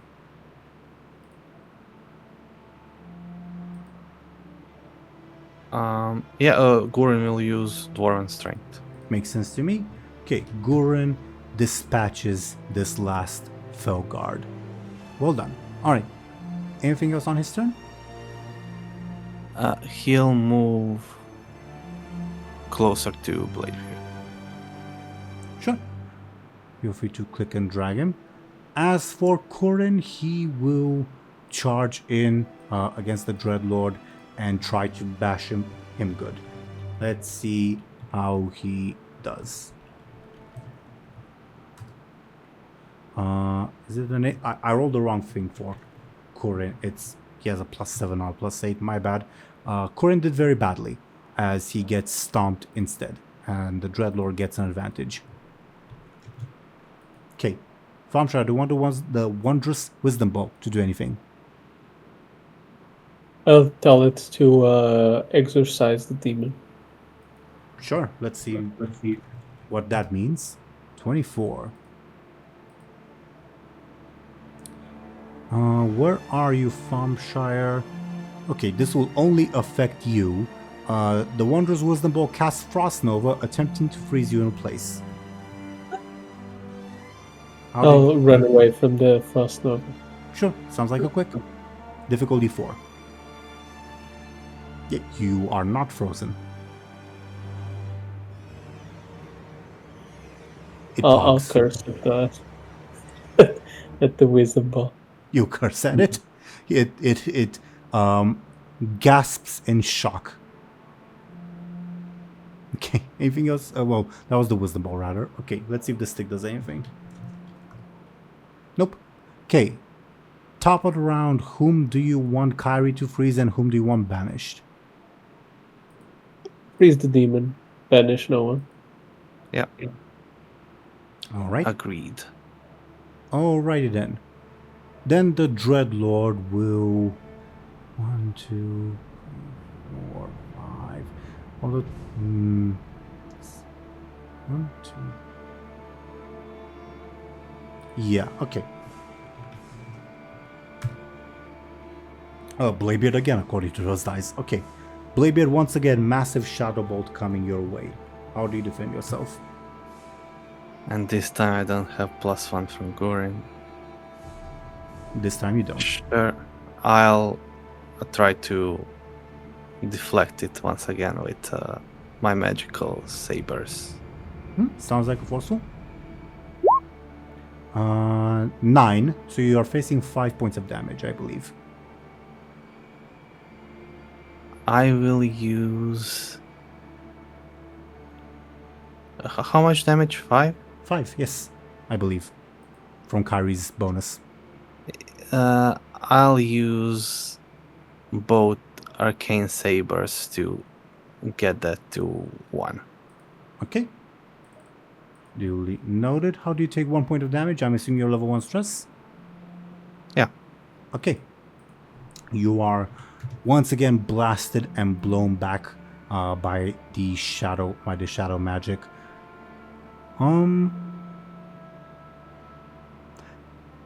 Let me look at something, because I might have a compel for you, DoomGoblin.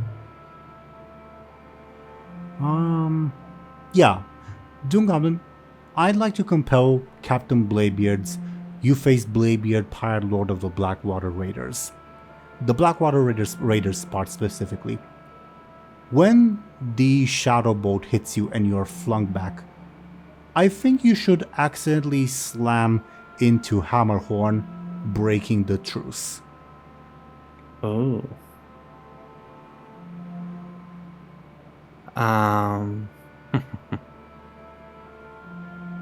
No, I don't think that's very good for us.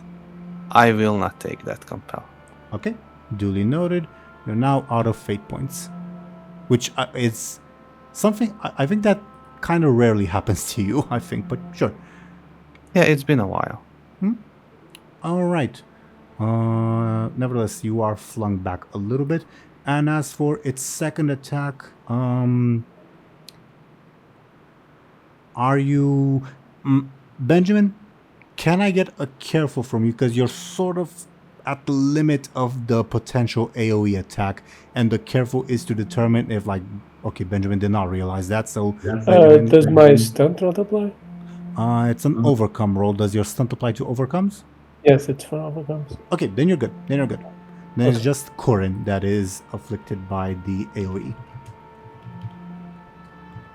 Let's see. Oh, Corin does well this time. Okay. Morak's turn. The Dreadlord is still poisoned until Hammerhorn's next turn.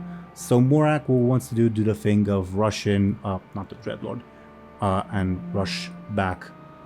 Fucking hell. Rush back out. Let's see how that does.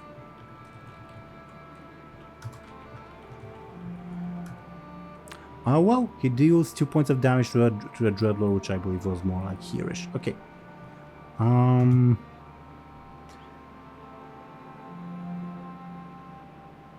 And he'll use the Dreadlord's consequence, but the Dreadlord will use its advantage in turn, nullifying the two. Okay. Benjamin's turn.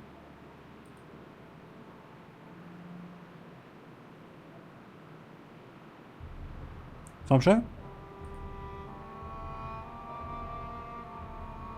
Did we lose Thompshire? Sorry, recap, please. Basically, Morak rushed in, dealt some damage, rushed back out. It's your turn. Gotcha. The demon is still yes, he is. I'll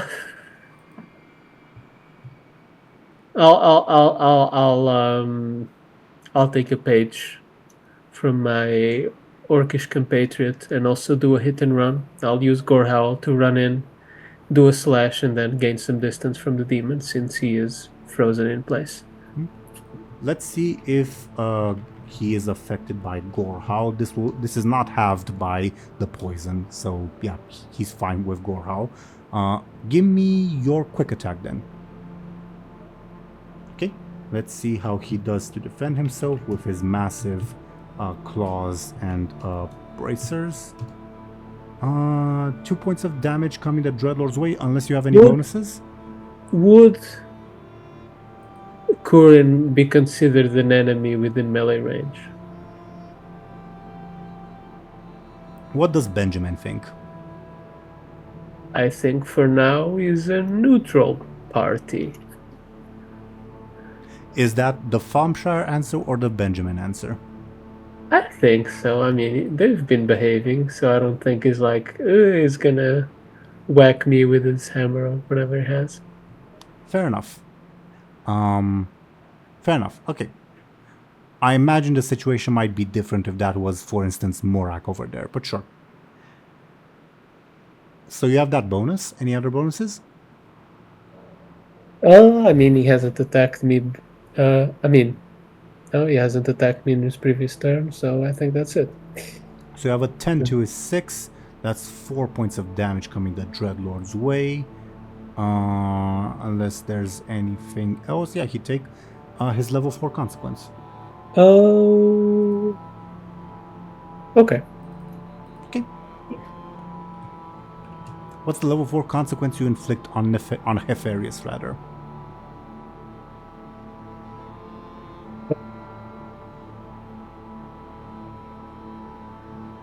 If you said something, we did not hear it. No, I was thinking.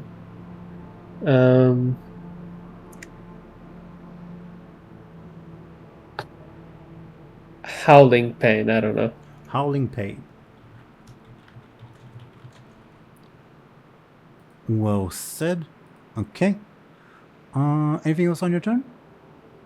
No. As I mentioned, I gained some distance after whacking him. Well put.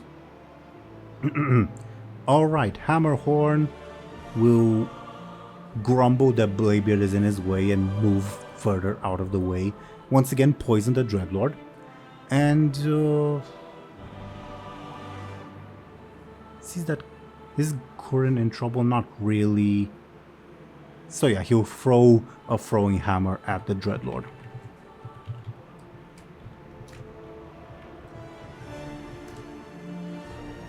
Yeah, and the Dreadlord defends itself.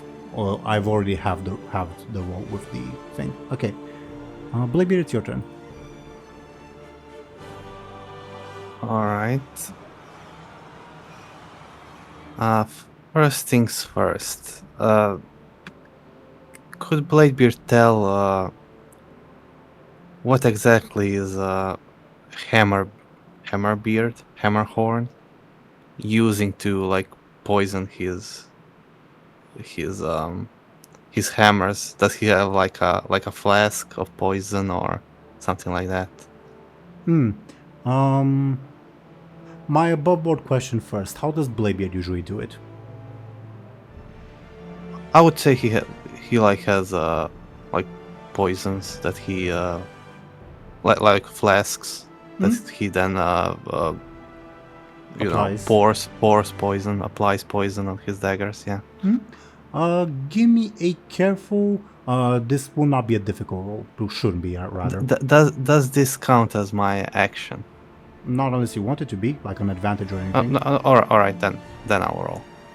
Okay. Careful. Please, yes.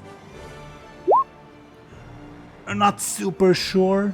You have some suspicions but you're not sure if they're like pre-poisoned or he applies them in the moment. The difficulty I had in mind was 2. 2. I cannot use his aspect that I discovered, right, to boost myself here. You can. Yeah, why not? Sure. Sure. If you want to use it on that. Yeah. Then I have a 3, right? Yeah, he is using the exact same method as you are. He quickly has a vial, not like a traditional, not traditional, what should I say, like a vial that you're used to in like Stormwind and like Ironforge and such. It's actually a flask like made out of leather that he pours poison from. Yeah. Bladebeard would have like something made of glass, probably. I would like to use Smooth Criminal to take that from him. Yeah, sure. Well enough. You take his as a thing of poison. And then I'll move back without him noticing. And I would like to finish off the Netrazim by throwing a dagger at him. Sure. Sounds like a forceful attack to me. Yeah, I also attacked him last turn, and I'm using a bladed weapon, so I have +4. Duly noted. Let's see it. 10. 10 to a 7. So, do I kill him? No, you'd need to deal 7 damage to him to kill him. 7 damage? Well, if I use his level 4, that's how much? Well, Five? you have a 10 to his 7, so for if you use his consequence, assuming you're not rerolling, you deal 5 damage to him. 5 damage. Which, And I need 2 more. There's no difference between 3 and 5, by the way, because it'll be his level 6 consequence still. And I need just 2 more to be done with him. After that one, yes. Wait, now I'm at 5.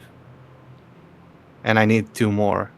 So that would be 7 and he's done, right? You are at 5 if you use the consequence. As some insurance, I want to compel Bladebeard. And Bladebeard's obligated to Sure. accept. Alright.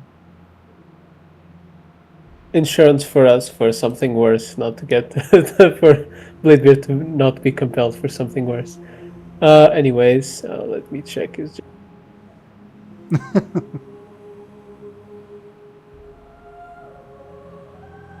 I have an idea, but I just want to confirm if the. I'll tell you if it's permissible, sure. I'll invoke his professional kleptomaniac, and the compel consists that in the round after we kill the Dreadlord, he'll spend that time looting whatever's left instead of attacking or having any other action in that round. That's perfectly permissible from my point of view, and Bladebeard's obligated to accept. Sure. Okay, here's one of Benjamin's fate points. So, to recap the current dice that we're facing DoomGoblin, if you do nothing, you deal 3 damage. If you use his consequence, you deal 5. You need 7. I mean, you can use one of my howling axes if you want. Sure. Yeah. I'll use one of those. Sure thing. Yeah, how do you dispatch this Dreadlord? Just to test it out, he'll throw the Miss Ambriosa's dagger. The one that destroys souls. He wants to see how that works on demons. You're doing. What's up? What's up, Thompshire? Just saying that Bladebeard was about to do community service by killing a demon for good. Well, it's a Maybe. dream, so it doesn't affect the actual demon. I mean, it's a weird dream. I don't know. It is a weird dream. A dream that presumably follows the same rules as reality. More or less, yes. Now my question, I'm trying to remember. You guys have fought Dreadlords before. Yeah, well, You've killed when you but, fought Icarius, right? yeah. Right. Icarius, you remember, dissolved into like a wave, not a wave, but like a swarm of bats. And if there were any other Dreadlords, they would have done the same. This And one, they leave their shoulder pads behind as well. yeah. This one, when you chuck the dagger at it, either in a weak spot in the armor or just piercing the armor altogether, the Dreadlord lets out a howl of agony and just falls to the ground, lifeless, dead.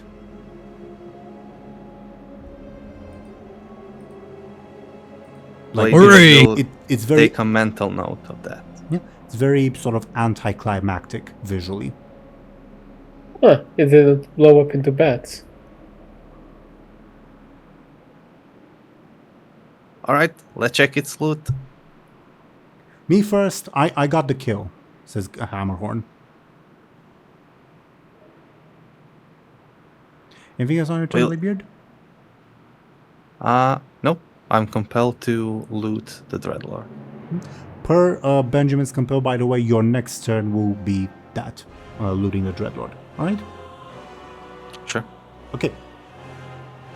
Maud, your turn. The Dreadlord has just been slain by Captain Bladebeard. Oddly, he did not dissolve into a wave of bats, but rather just crashed to the ground.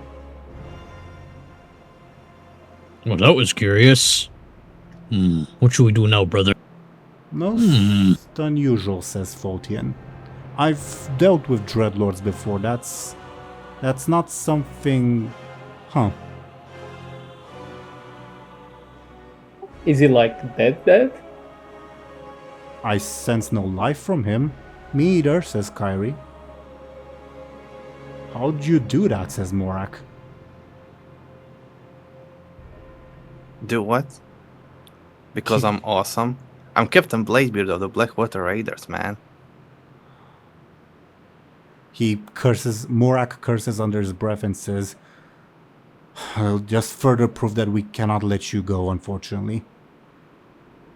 What, that he's too good at killing demons? Well, that he killed this demon.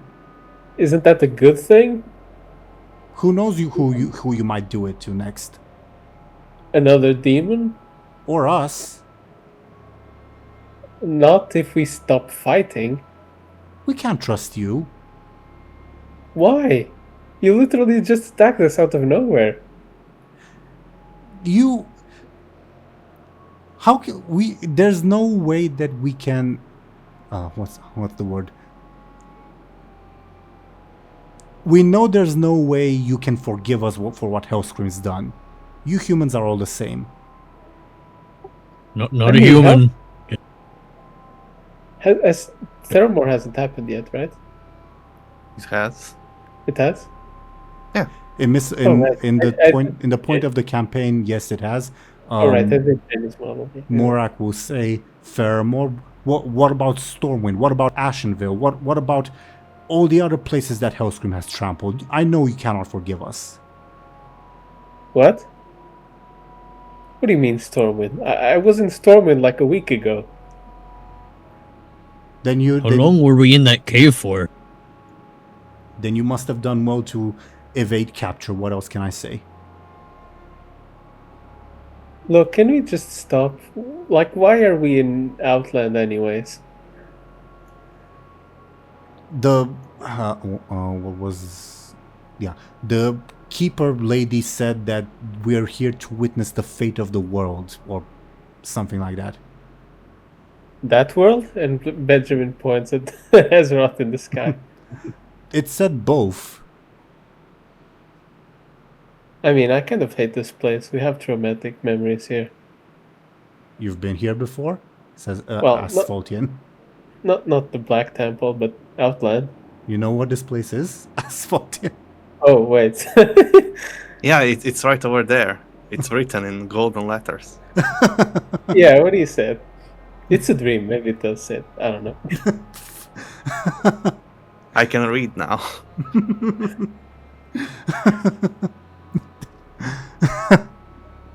That's not canon. Anything I just said in the last few minutes.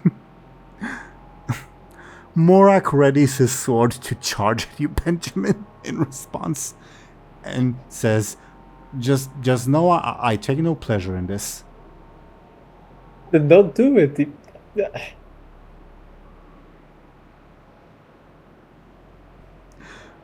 Moad's turn. Oh, okay. I thought this is attack. Never mind. Yeah, Khono, it's your turn. As the ceasefire I would like to create an advantage of Moad blessing his various weapons with elemental stuff. Stuff, the most elemental thing of all. I joke, sure. Sounds like I'd say careful, honestly. Okay.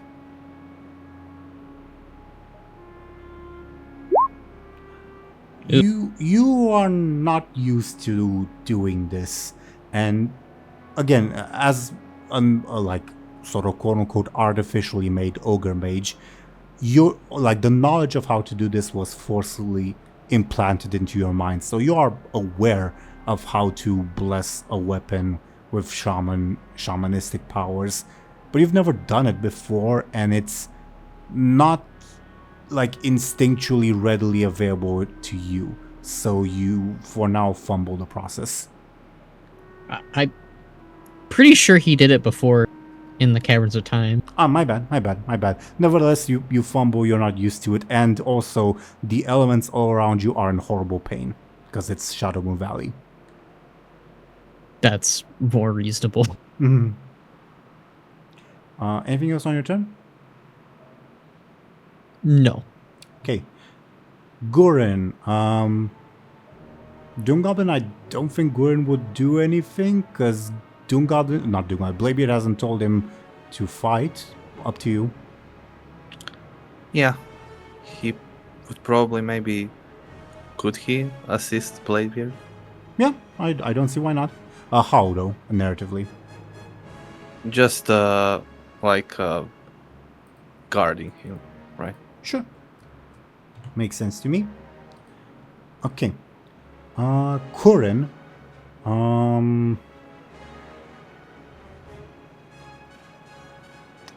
He'll look to Hammerhorn for instructions. Hammerhorn will say, "Alright, now that stupid word's done, get rid of them." And he'll say, "Oh, right." And then he'll say something in Torahe. None of you obviously speak Torahe. Let's see whom Gurren will attack. Like which individual? Benjamin. Okay. Benjamin, Gurren charges you. How do you defend yourself? I quick step to the side. Sounds like a quick defense. This is a forceful attack. Yep, you gain an advantage. Yeah. Do you have a name for it? Let's just call it quick step. Quick step.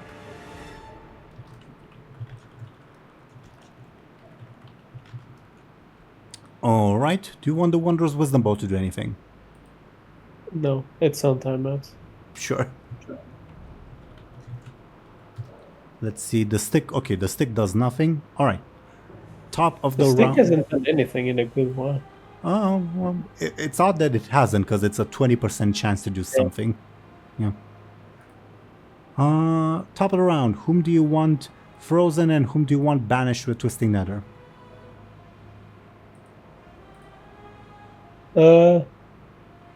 I think we could freeze Gurren because he's exclusively melee. Sure. Okay. Gurren is And who not. goes to Twisting Nether? No one, I guess. Are you still planning to negotiate? No, we'll just whack him over the head. And the negotiator. Sure. Voltian crosses his arms and says, "Alright, ignore me. Just go on without using my awesome powers." Not sure why you But even brought last me here time in you the first used them, place. you summoned the demon and then you made them more powerful. I didn't know such thing. The results of traveling to the Twisting Nether are unpredictable in of itself, in and of Then themselves. you should understand why we're not using it right now. Voltian will banish you to the Twisting Nether. Wow. Hey!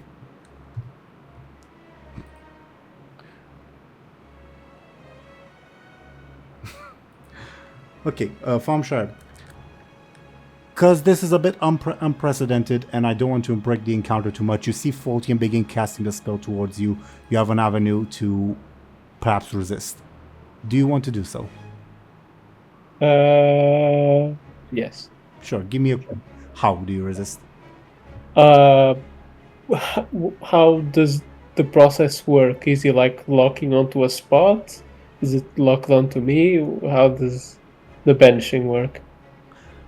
When it's happened before, you saw energies accumulate around someone and then suddenly poof, they were gone. You see energies accumulate around you. And yeah, I get running I'm gonna get banished to Twisting Nether. Yeah, sure, give me a quick. You're banished, okay. Goodbye. Alright, we will deal with what happens to you in the Twisting Nether on your turn.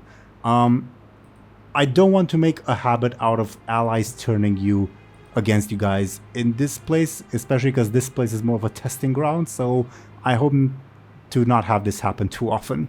Anyway, Benjamin, you're banished for the moment. Alright.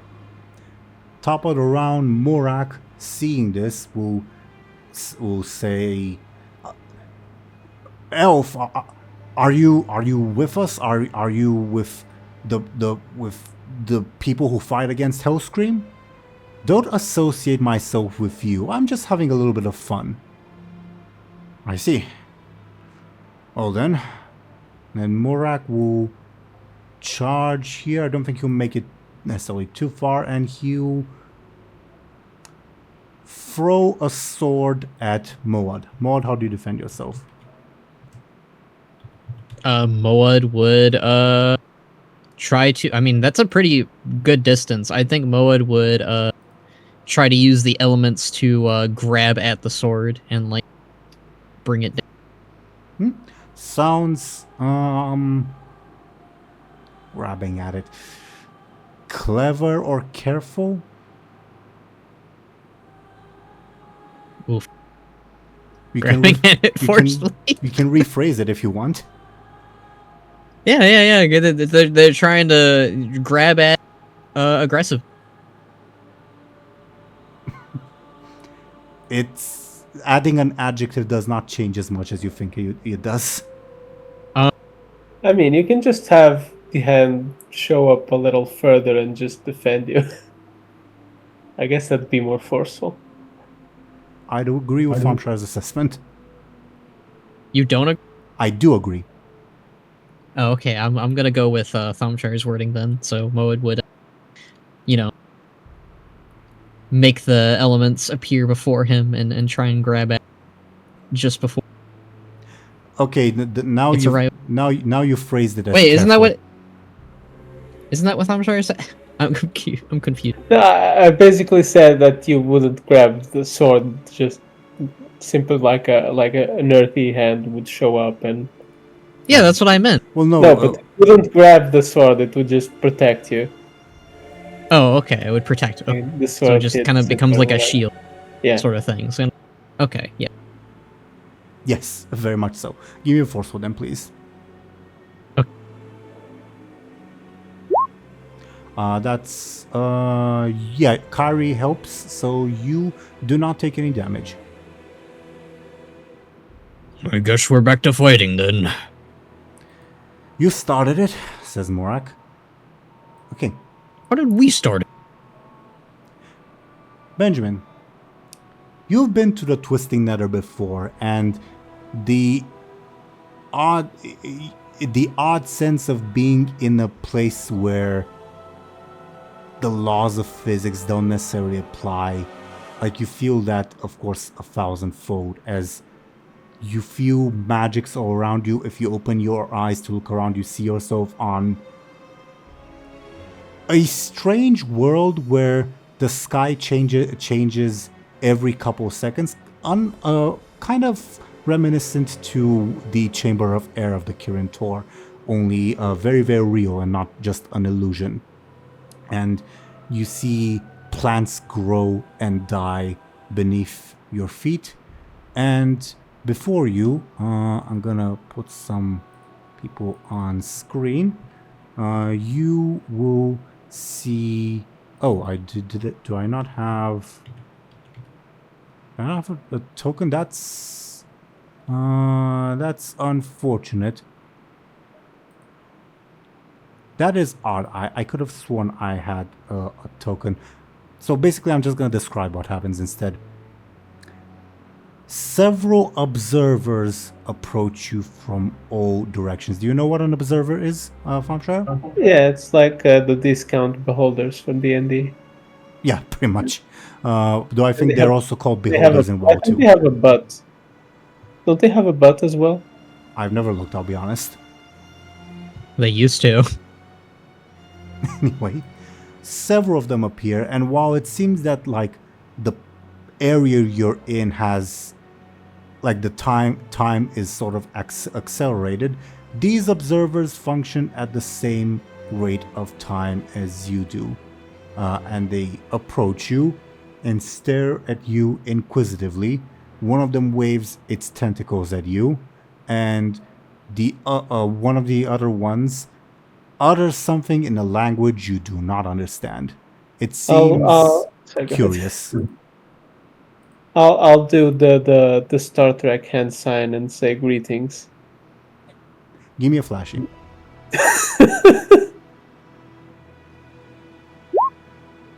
Oh, okay. Yeah, okay. The observer that spoke to you pauses and then speaks to you in perfect common. Are you able to understand this, mortal? Yes. Where have you come from? Who are you? My name is Benjamin and I come from Azeroth. Well, I was in Outland just now, I think, but I was Outland. born in Azeroth. Another observer pulls out a ledger, a magical ledger, and begins searching through it. Outland. How did you breach into the twisting nether, mortal? Says the same observer. Some idiot banished me here. I should be back home, like, in a How? bit. What is the nature of the spell they utilized? I don't know. Probably fell, I think. I mean, the guy looks a little rotten, so I assume so. How did they circumvent the space-time curvature? I'm not sure I understand. Another observer asks, how did they manage to ground the landing? Maybe it was luck. Sometimes people that are banished kind of die. So maybe I was lucky or something. They look at each other. They do not look happy. And one observer says, luck is merely a factor invented by mortal whim. There's no such thing as luck. You will answer our questions accurately. Now, I ask again. How did he transverse the space-time curvature and ground the landing? This is very important information, mortal. We do not have time to waste. I understand, really, but I'm not really a mage.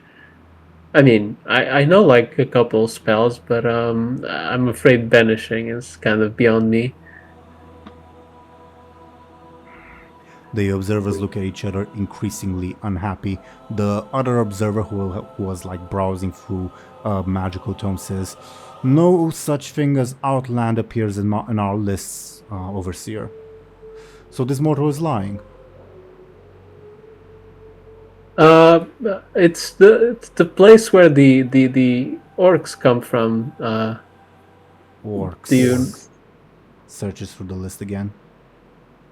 Orcs. So, mortal, I will advise you to answer our questions accurately. There Well, can be no room for imprecisions. Do you know how delicate our task is? But not quite. You haven't really introduced yourselves or what you do. And at that point, you are teleported back as the banishment spell expires. And we will resume. You will appear back at the top of the next round.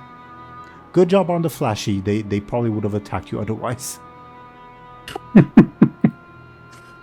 Okay. Wonderful. And that was Benjamin's side. Hammerhorn will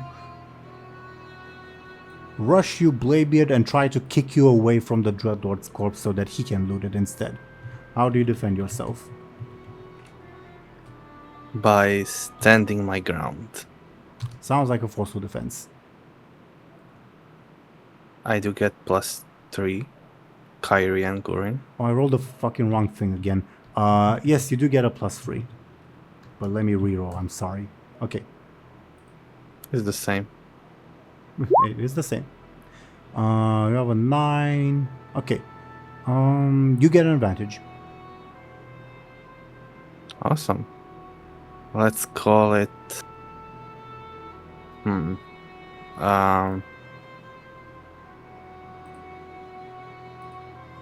Pirate strength. Pirate strength, sure. We used Dwarven strength already, so... I mean, it's still there. Is it? Yeah, it is. Well, it's Gurin's though, but whatever. Okay. Yeah. And for... He reaches to poison someone and pockets himself. and then says something in Torah that you don't understand, but sounds bad, mean, and that's Hammerhorn's turn. Bladebeard, even though you were just kicked, you gotta get this loot, man. Alright. Anything else on your turn? Can I, like, loot the Dreadlord? Yes, though I did not design any loot for the Dreadlord, I'll be completely honest. So you may take whatever is on sort of the model, but I don't have anything special in mind for you. Alright. And also, you wouldn't necessarily be able to take it out because, dream and all that. Anyway. I assume this Dreadlord is, like, huge, right? Yeah, very much so. Yeah, I imagine his head is as big as Bladebeard. Probably bigger. Then he won't... I was thinking, like, maybe he takes his head or something, but doesn't Does seem he have possible.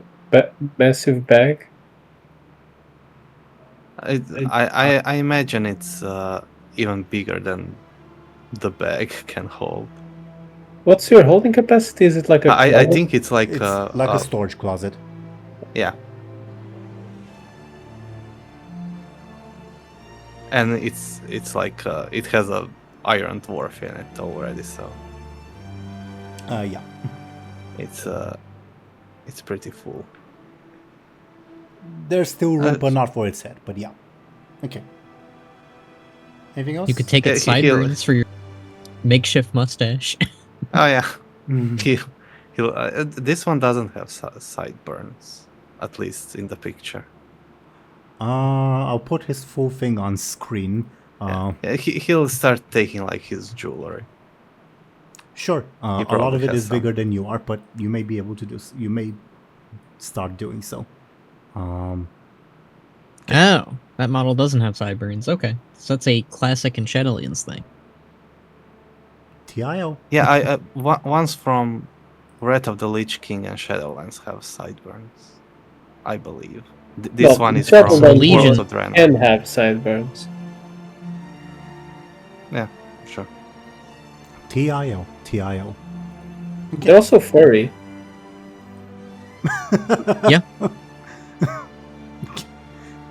They are. That's my turn, I guess. That is your turn. Okay. Maud, your turn. Alright, Moed would like out both heads would let out a roar, and they would grab their Titan sword and they'd go and charge the orc guy. And Morak. try to Morak, and slam the sword against Sounds like a forceful attack.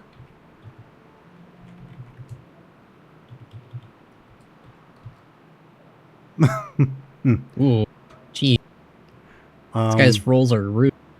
Feel free to move your token to where, like, you'd be at where you strike, because Morak will, of course, move in response. Okay, so you charge over there, like slash with your sword, and Morak's already over here. Yeah, he gets an advantage. Not even responding to you necessarily. Anything else on your turn? No, I think that's a Okay. Gurren, what shall Gurren do? He did witness Hammerhorn attack. He'll attack Hammerhorn. Sure. Okay. Try to smash him with his hammer. May I get Gurren's Forso, please? Yeah, Hammerhorn parries with his arcane hammers and gets an advantage. Oh boy.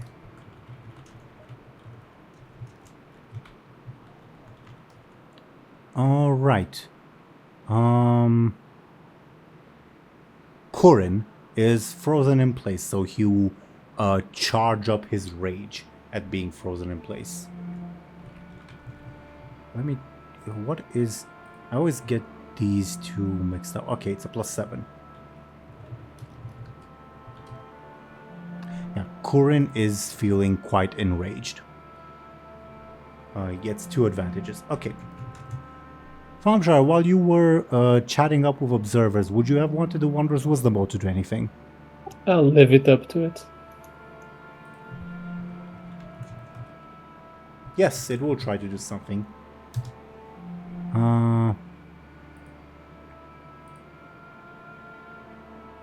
It whispers to you, Benjamin, just before you teleport back home. Your sound card works perfectly. I don't know if Discord picked that up, but yes, it does that. Okay. The stick. Although it's technically with Benjamin. Oh, finally.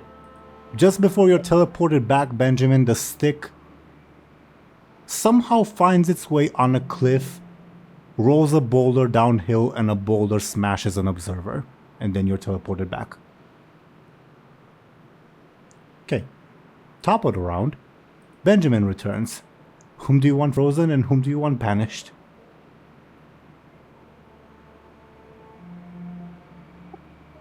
Benjamin will not proclaim his intentions because he doesn't want to be banished again. Well, let's freeze Kurin and banish. I don't know. Let's banish the orc. Sure, why not? Yeah, sure. Okay. Khono, do you also agree, I'm guessing? Yeah, it's fine. Okay. Morak is banished. Let's see what happens to him. 7.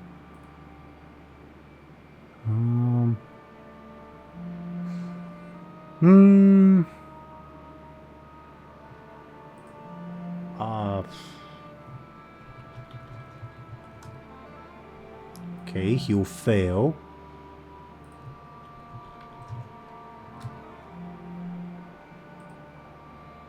Huh. It's impossible to make a token of this. Yeah. Maybe I like.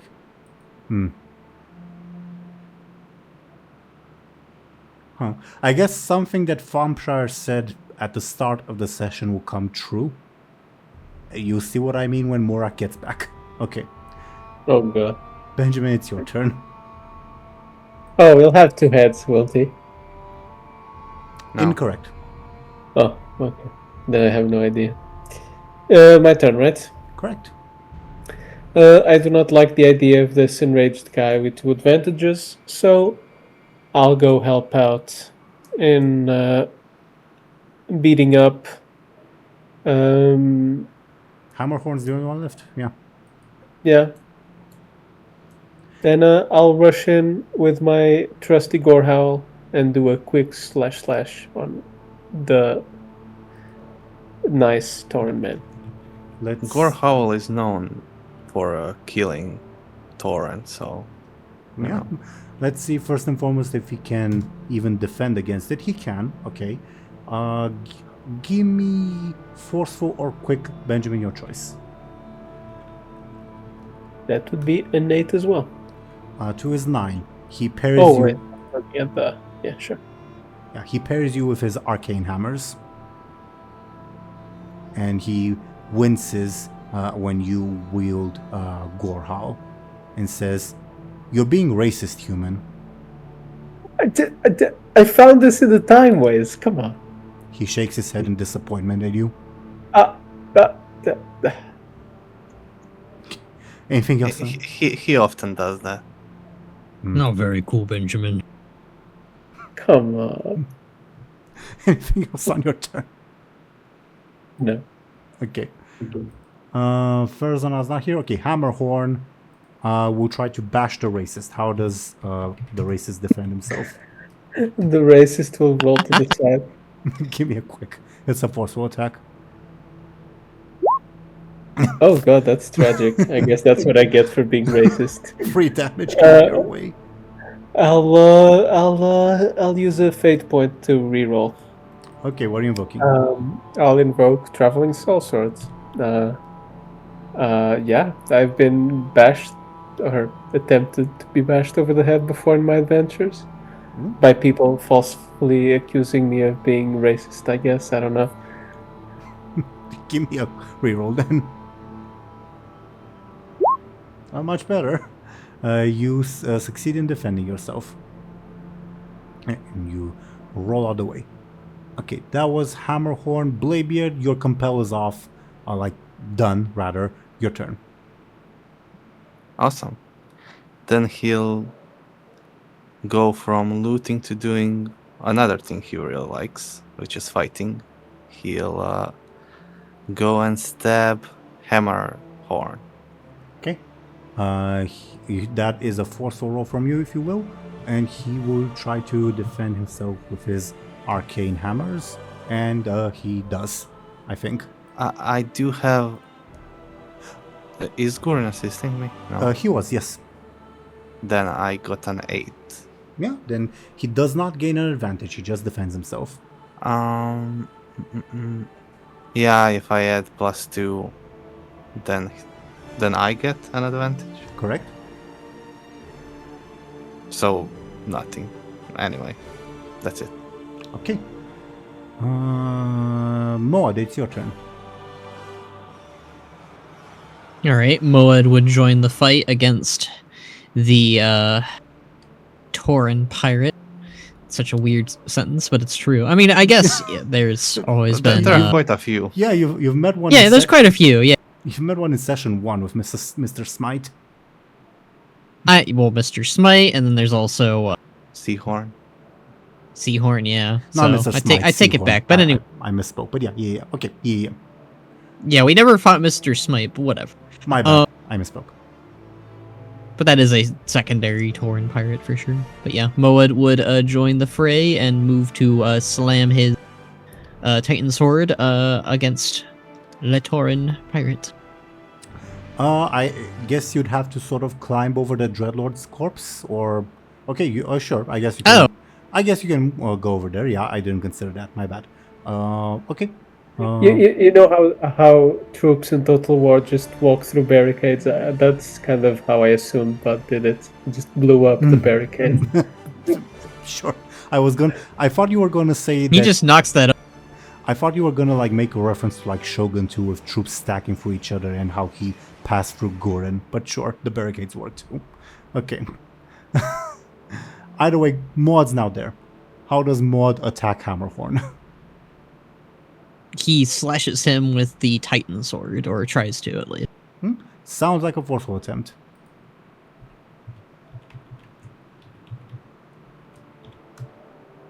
Do you have any bonuses? Yes, I have a +2 to any attack that is up close.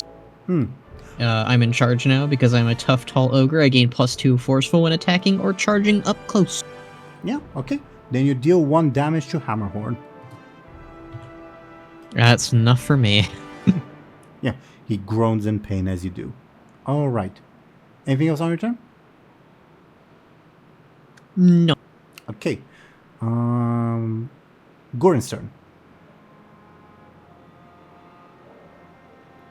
He will assist Blade. Okay. If there's nothing else, feel free to say if there is. Otherwise, Corin instead will spend his turn fuming in rage, creating advantages. He'll be... okay, here he creates 1. He'll be probably a difficult foe to take down when you get to him, I guess. Thompshire, do you want the wisdom about to do anything? I'll tell it to go handle the Corin. 16. Didn't this just happen? Yeah, it once again tells you your sound card works perfectly. Benjamin blanks. Quite. Let's see if the stick does anything. Nope. Okay. Top of the round. Morak returns from his trip into a twisting nether, and now his pale blue eyes do actually signify that he's a death knight, as he has become a creature of death. like literal death, the magical domain death. In the same way that Lyri became a creature of void, Morak is now a creature of death. Oh. He wispy, smoky black energy emanates from him, and he is garbed in, I guess, what would above board be like Maldraxxus gear or something like that. I don't know the Shadowlands items very well, I'll be completely honest. And his skin is ashy pale, and you get a very familiar feeling from him. It reminds you of a lot of the stuff that you've been seeing in Eli. Alright. Well, that's not good. And Morak will say, was that really necessary?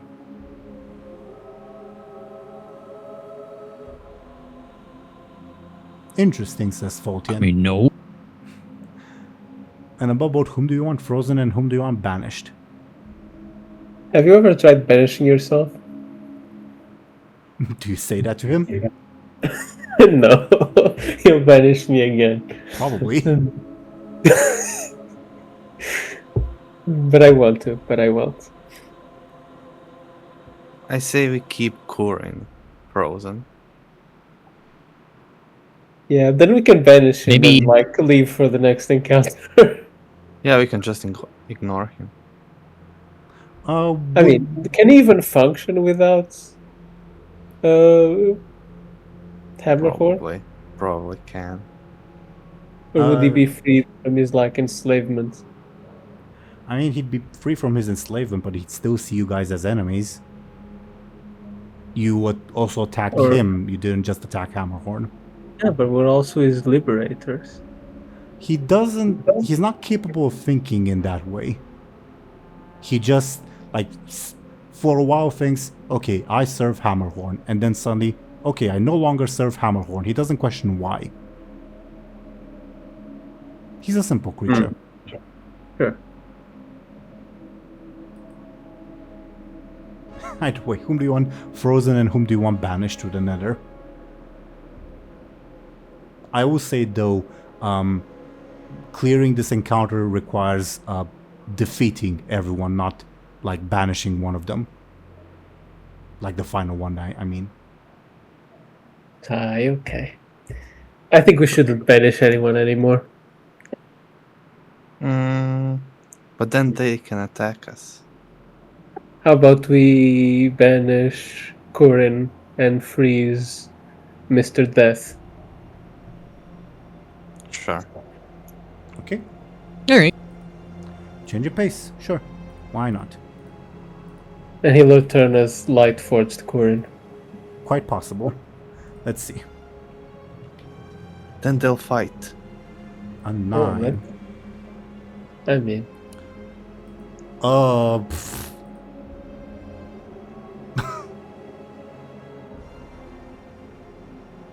This will basically do nothing. How should I explain this in a non-spoiler way?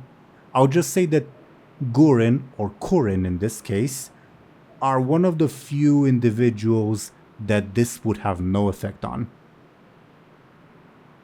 This thing that I rolled on the dice. Okay. Interesting. So Kurin will return as is. Alright. Top of the round, Morak, now endowed with powers of death, uses Death Grip on you, Benjamin, and slashes you with his sword. How do you defend yourself?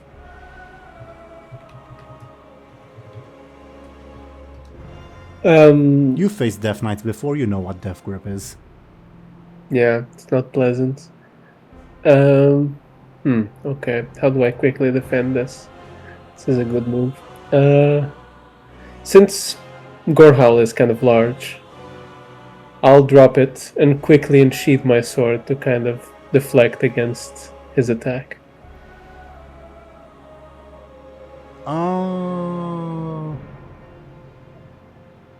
Sure, okay, yeah, sure. I guess by the skin of your teeth. Sure, give me a quick. Oh, the racism curse.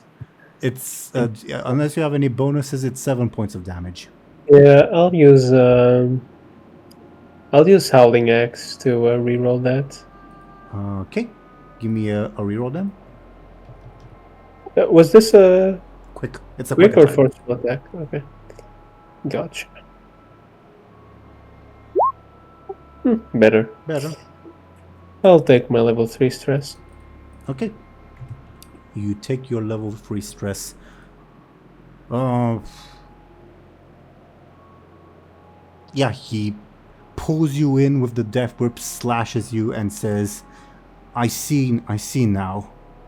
You must make the way in Elalai, he says, quite out of character. You must achieve its goals. Yes, I see now. I don't know, your eyes look kind of milky. Can you really see anything? Okay, your turn now.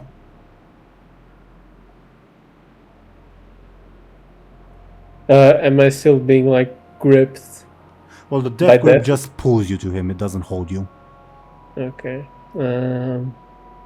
Hammerhorn says, what the fuck did you do to him?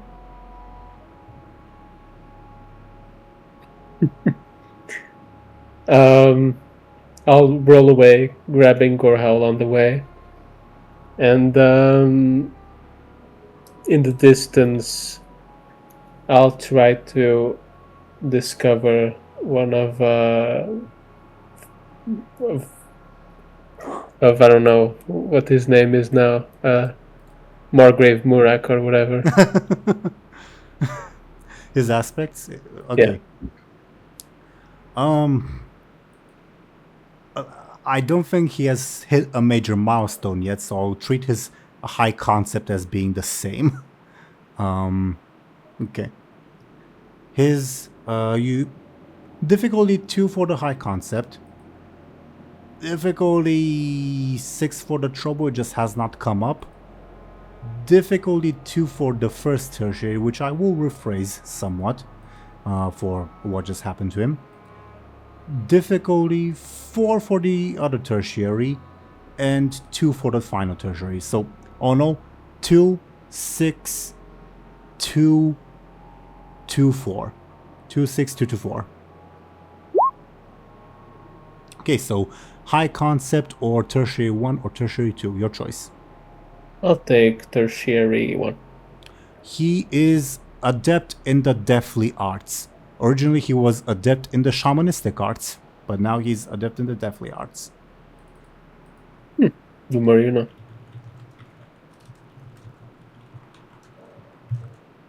And you get a free invoke on it.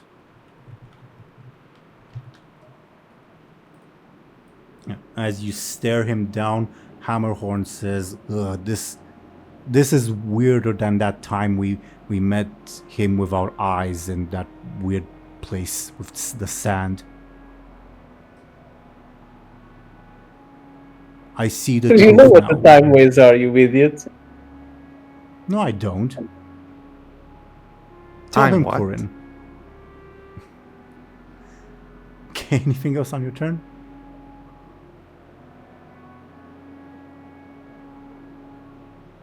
Thompshire, Benjamin? No. Okay. Hammerhorn on his turn will say, "Look, I'm not gonna let you talk shit, human. I'm gonna bash you good." And he swings his hammer at Bladebeard. Bladebeard, how do you defend yourself? He'll try to parry his hammer with his sword. Sure. Give me your forceful, please. You have a 7, I believe. 7, yeah. 2 points of damage coming your way. I'll take level 2 stress. Okie dokie. That was Hammerhorn's turn. Bladebeard, it's now your turn. Alright, so if I attack Hammerhorn, whom I attacked last turn, I'll have +5. Sure. for my 2 stunts and Gorin. I suppose you would. I'll do that. I'll attack him by trying to cut him with my sword. Sure thing. Sounds like a forceful. Avast! 11. 2 is 6. How would he take 5? He'll use 1 charge of arcane hammers to bring it to a 3-point difference. I'll just write it down so that we keep track of it. I'll use Pirate Strength to bring that to 5. Okay.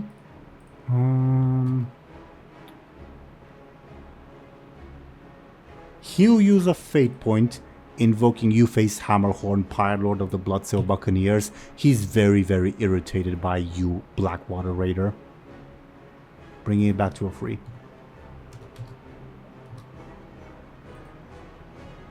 Sure. Okay.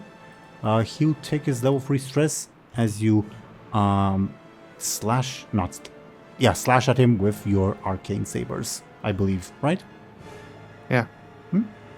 Okay. Anything else on your turn? No. Okay, Maud, your turn.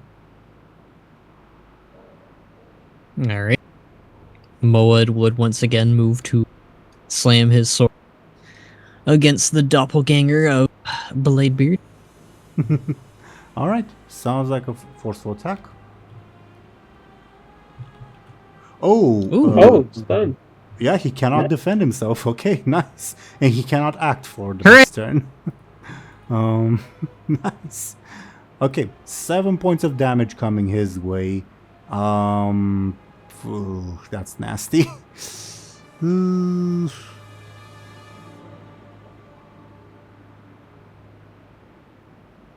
He... 7 is so nasty. Yeah, he'll take his level 6 consequence and level 2 stress. He has no other options. What's the level 6 consequence you inflict on him? Again, a 6 is a crippling injury. Broken ribs. Yeah, sure. You bash him good, and he is just stunned by an electrical current and unable to do anything Aha! until damn. The sword did its trick again.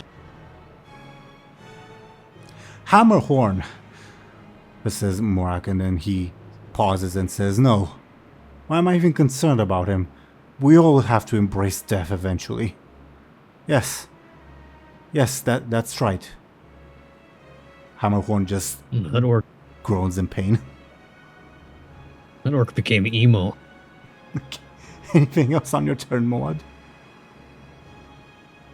Nope. Okay. What should Gorin do?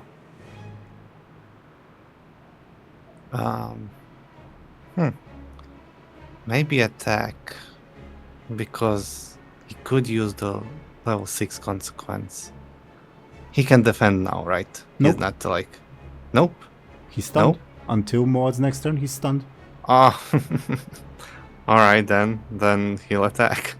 Yeah, give me Gorin's, I presume, forceful? Yeah, with his hammer. Yeah. 6. Six.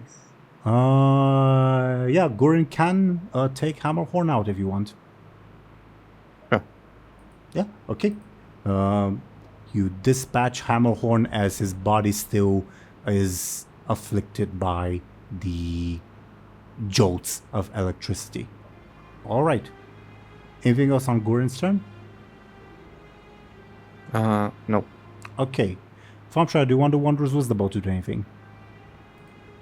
I'll tell it to get rid of this weird Death Knights. Let's see what it does. If anything, 20. 20 is... I need to think about it a little bit.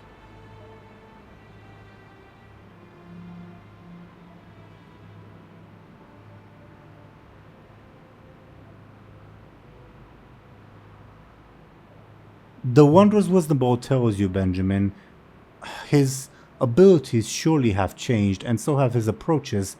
I suggest you change your tactics.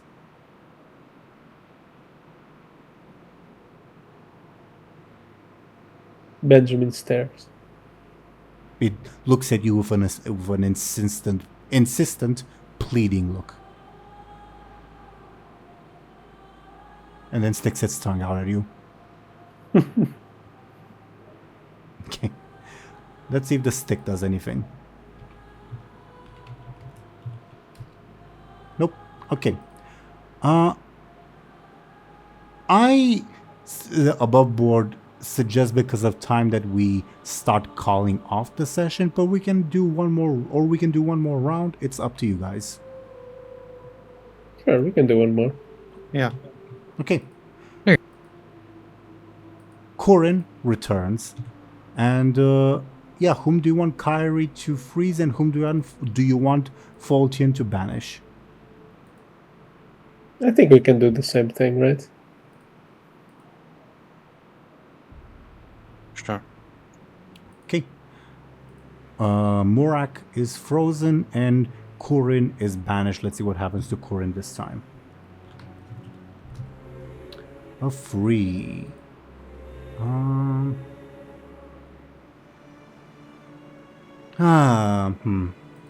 Okay, now it really might become a four-way boss battle. Oh no. Okay. I guess we'll deal with that when we deal with that. Alright. Top it around. Morak on his turn will...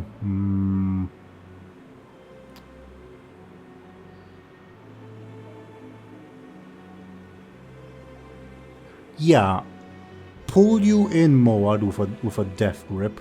And try to slash at you with his axe. How do you defend yourself? Trying to get you before you expect it. Alright, I guess Moed would turn his attention to, as he described, Emo Death Knight, and, he would, he's already got that sword out, so I guess he would try to parry again with that against this orc sword, or axe. Yeah, it's an axe, sure, give me a forceful. That, I believe, is 3 points of damage coming your way, unless you have any bonuses. Oh no, you have Kyrie's thing, so it's just 1 point of damage. Okay, I already have my level 1 stress, level 2 stress. Your level 3 stress or your level 2 consequence? Let's see. Quick Fighter, Raid Tactics, Hammer Time, Overwhelming Might. Well, he's dead. Or Dwarven Strength, Quick Step, Pirate Strength. Okay, I can't use any of these. So I guess a level 2 consequence. Okay. As you wish. Your level 2 consequence will be ailed, as the strike had elements of plague in it, and you just feel unwell upon it hitting you. Oh, that sword is nasty work. Oh, what was Dranosh Sourfang's line in ICC? Something embrace the something of death. He says that to you. Anyway, Benjamin's turn.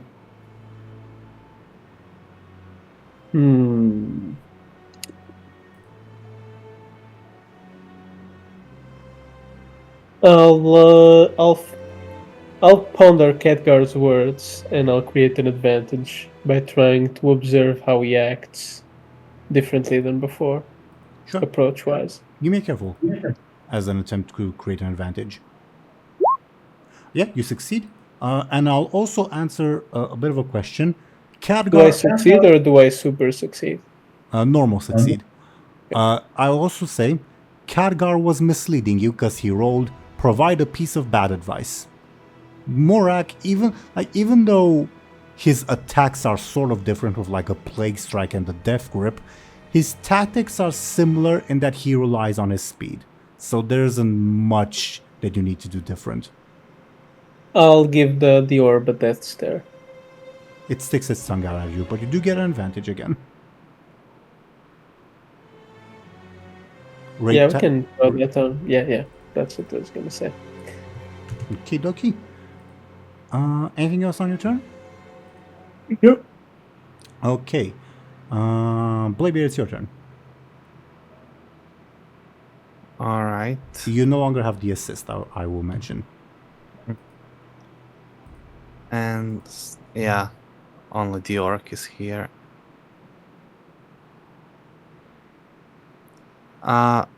Bladebeard will try to create an advantage by maybe like grabbing the orc and making it difficult for the orc to move.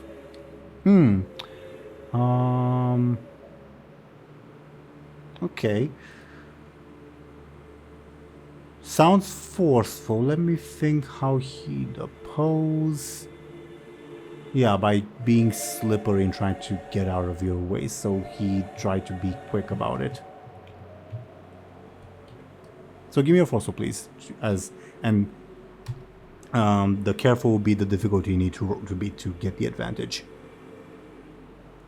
Not careful. Quick, my bad. I don't get it unless I use stuff. You are correct. If I get 9, then I do create. You do, the yes. advantage. Which would be a waste because I would be wasting a fate point to create an advantage, which is worse. Except my allies can use it. Sure, I fail. Okay. That is why you fail, to quote Yoda, I guess. Anything else on your turn? Nope. Okay. Maud, it's your turn. Okay, I mean, it's been handy so far.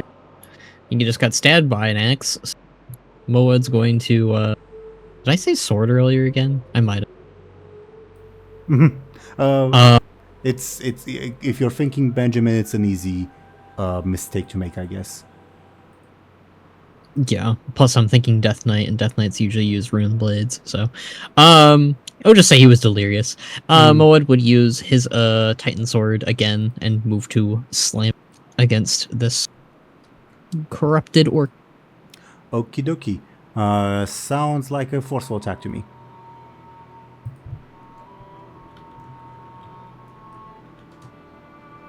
He's frozen in place, his feet cannot move, but he can still weave his body around, and that's what he does. A tie means you get an advantage. It's a 9. It's a 9. My bad.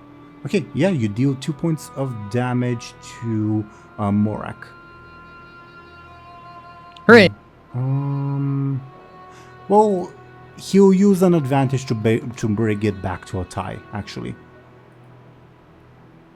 So that's an advantage for me. Yes. All right. Let's call it. Let's call it. What's your poison? Sure.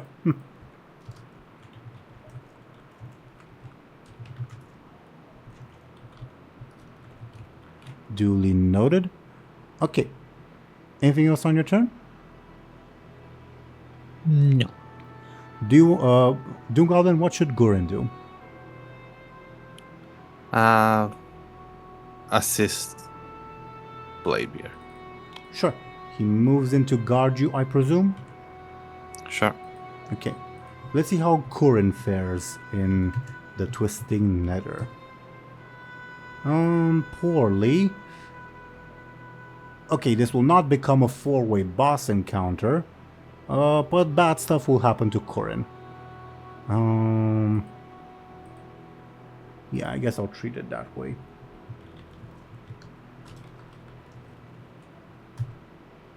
Yeah, Gurren will take 3 points of damage.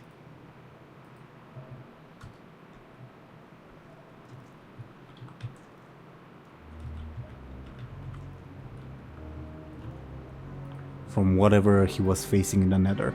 Okay. Thompshire, the Wonder Wanderers was about to do anything. No. Okay, let's see if the stick does anything. Yes, it does. Okay. What a way to cap off the session at. What would the stick do? Somehow the stick has wound its way all the way over here at this catapult. And it falls and triggers its firing mechanism. And this catapult will now launch a massive boulder towards Morak and anyone who happens to be nearby. How do poor Moa. Yeah, how do Maud, Bladebeard, and Goran defend themselves? It's a terrible shame he can't move. Yeah, so he will have to defend.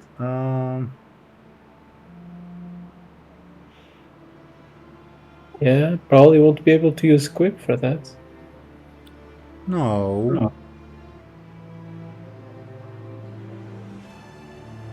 But he... yeah, actually, that's the same. Okay, he'll just use his forceful. Because there's no other way for me to justify it. Okay, Morak takes 5 points of damage.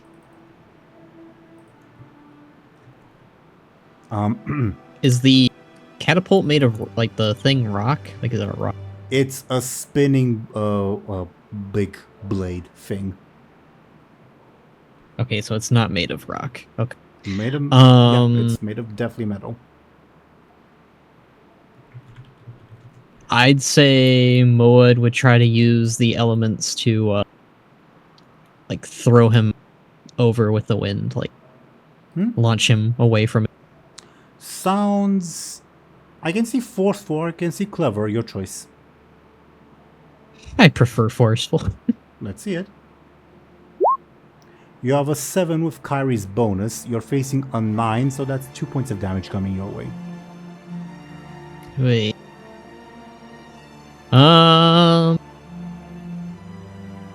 Let's see here. Can I do anything? No.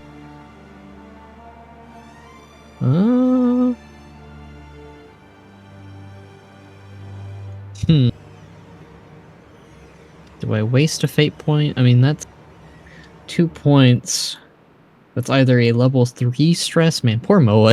I feel like he's always getting torn apart in all of our fights now. I just don't think it's worth using a fate point because we have other stuff after the... Unless the fate points reset for the next one. They will not. Just for the sake of testing.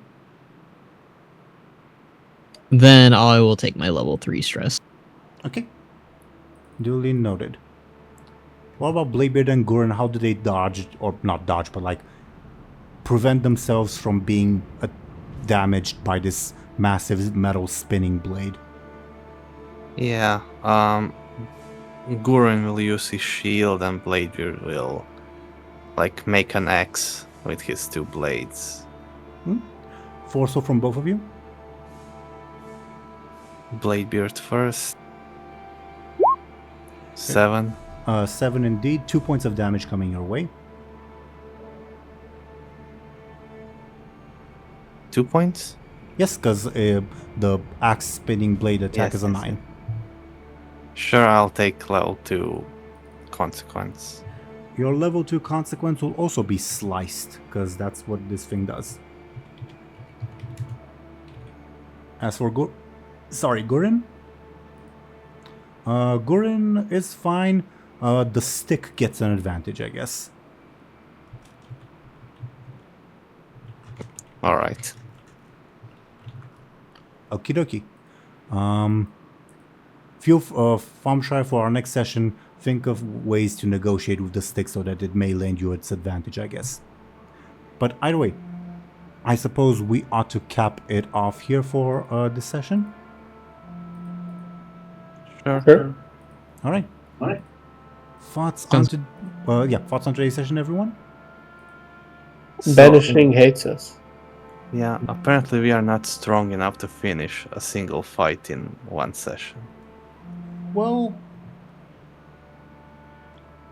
it might be the fact that it's a council fight, aka like a multiple boss fight, even though the individual bosses are weaker. Might be a time thing as well. And the big demon also showed up. And that. And that, yes. I also wasn't using the cannon or throwdown showdown, which is kind of Moed's cheat abilities that because I knew we had another fight after this. So I was like, Yeah, we're gonna fight Illidan afterwards. Yeah. It's been a while since we did 2 fights in one session, so, you know. Not sure if that's ever happening again. Never say never, I suppose. But yeah. Thoughts on your horde selves, I suppose. They're ugly and stupid, and stinky. Yeah. They make as much sense as our characters. Yeah, it really put into perspective. mine died pretty early. This is a bad omen for you. I imagine Lyri is a light forged Draenei. She would be, but I didn't design a horde. Yeah. A horde, yeah, quote unquote horde alternate for her.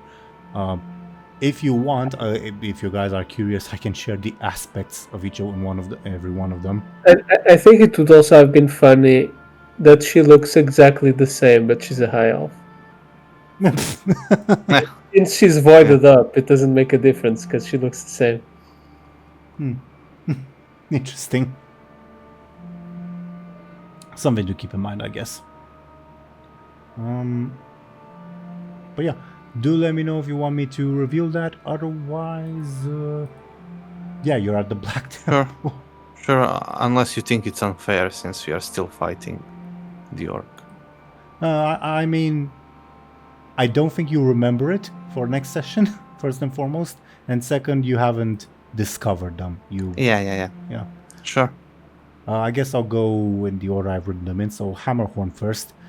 You face Hammerhorn, you already know. He is a professional kleptomaniac. He's sailed all over the world. He's a hammer-wielding Tauren rogue, and he cannot read scrolls, but he can read people. Morak, meanwhile, was at least an adventuring axeman. He has a bounty on his head. He's adept in the shaman or deathly arts. He's a veteran of the Outland campaign, and he's too handsome for his own good. Ferzanat was an archmaster druid. He has a rage of corruption. He's a heavy weapons expert, a cart builder, and a shadowmancer novice.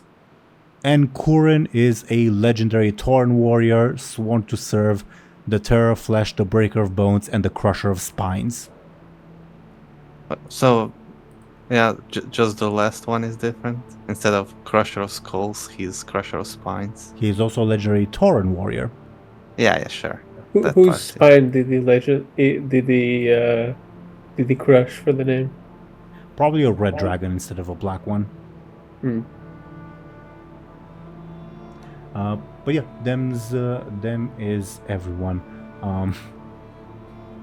And who would Mera's counterpart be? Mera. Probably a mecha gnome. I think it will just be Mera. Identical. Maybe she'd be a Sethra. Well, no, I do think she'd be a mecha gnome. I think. Yeah, Sure. I guess that makes sense. Oh. It goes from horde coded to alliance coded. Yeah. And allied race and all that. Yeah. Makes sense. Interesting question, nevertheless. Wait, yeah, and I think didn't Mechanomes and Volpera come in the same patch? Yeah. They did. Yeah. Yeah. Otherwise, I am surprised by how. I'm also surprised, rather, like you guys are, by how the banishment to a Twisting Nether has gone. Because I don't think it has ever gone this, let's say, badly. Yeah, I agree. I mean, it did help us because I did compel them to fight the demons as well. Sure. I mean, yeah, but But if the the demons demon... didn't really damage them too much. Yeah, Right? yeah. So we didn't really gain anything. We just stalled. Well, I mean, Shame. it did give you the chance to, like, steal the poison flask, but you could have done that anyways. But I think it made, like, more narrative sense, I guess.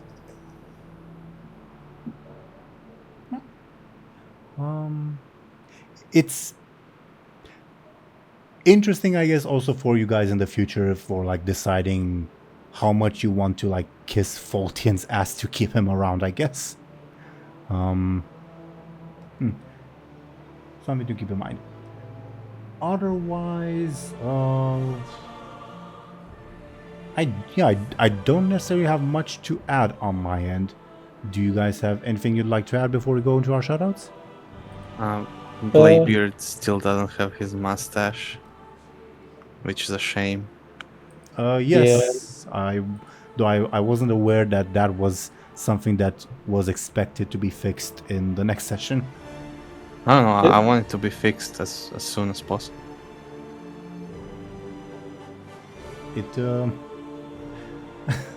I'll make a note to make a magical hairdresser in your eye, I suppose. Yeah, I was thinking of maybe like using my stunt here, but this is a dream. Would it even apply in the real life? If he buys anything here, probably not. It would not above board. That's why Yeah. there's also no loot. Yep. This is just a what's the word? A hallucination. A I don't know.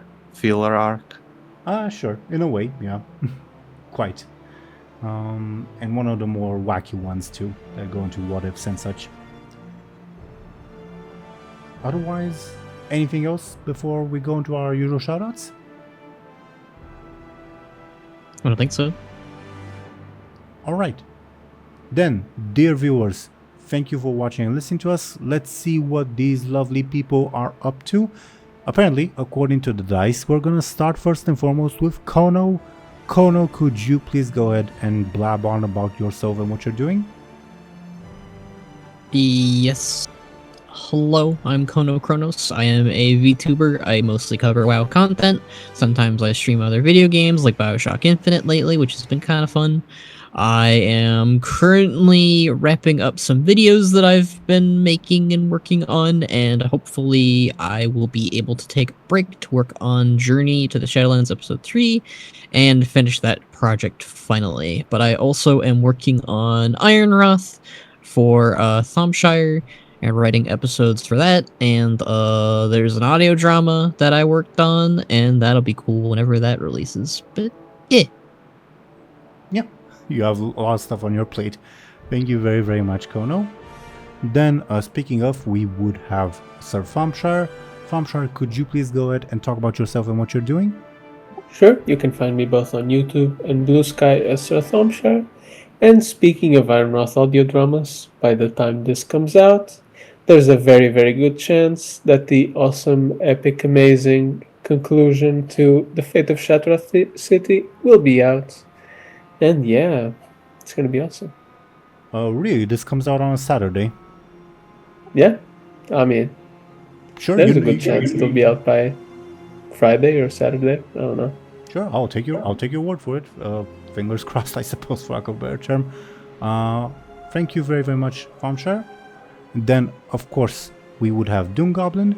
DoomGoblin, could you please go ahead and talk about yourself and what you're doing?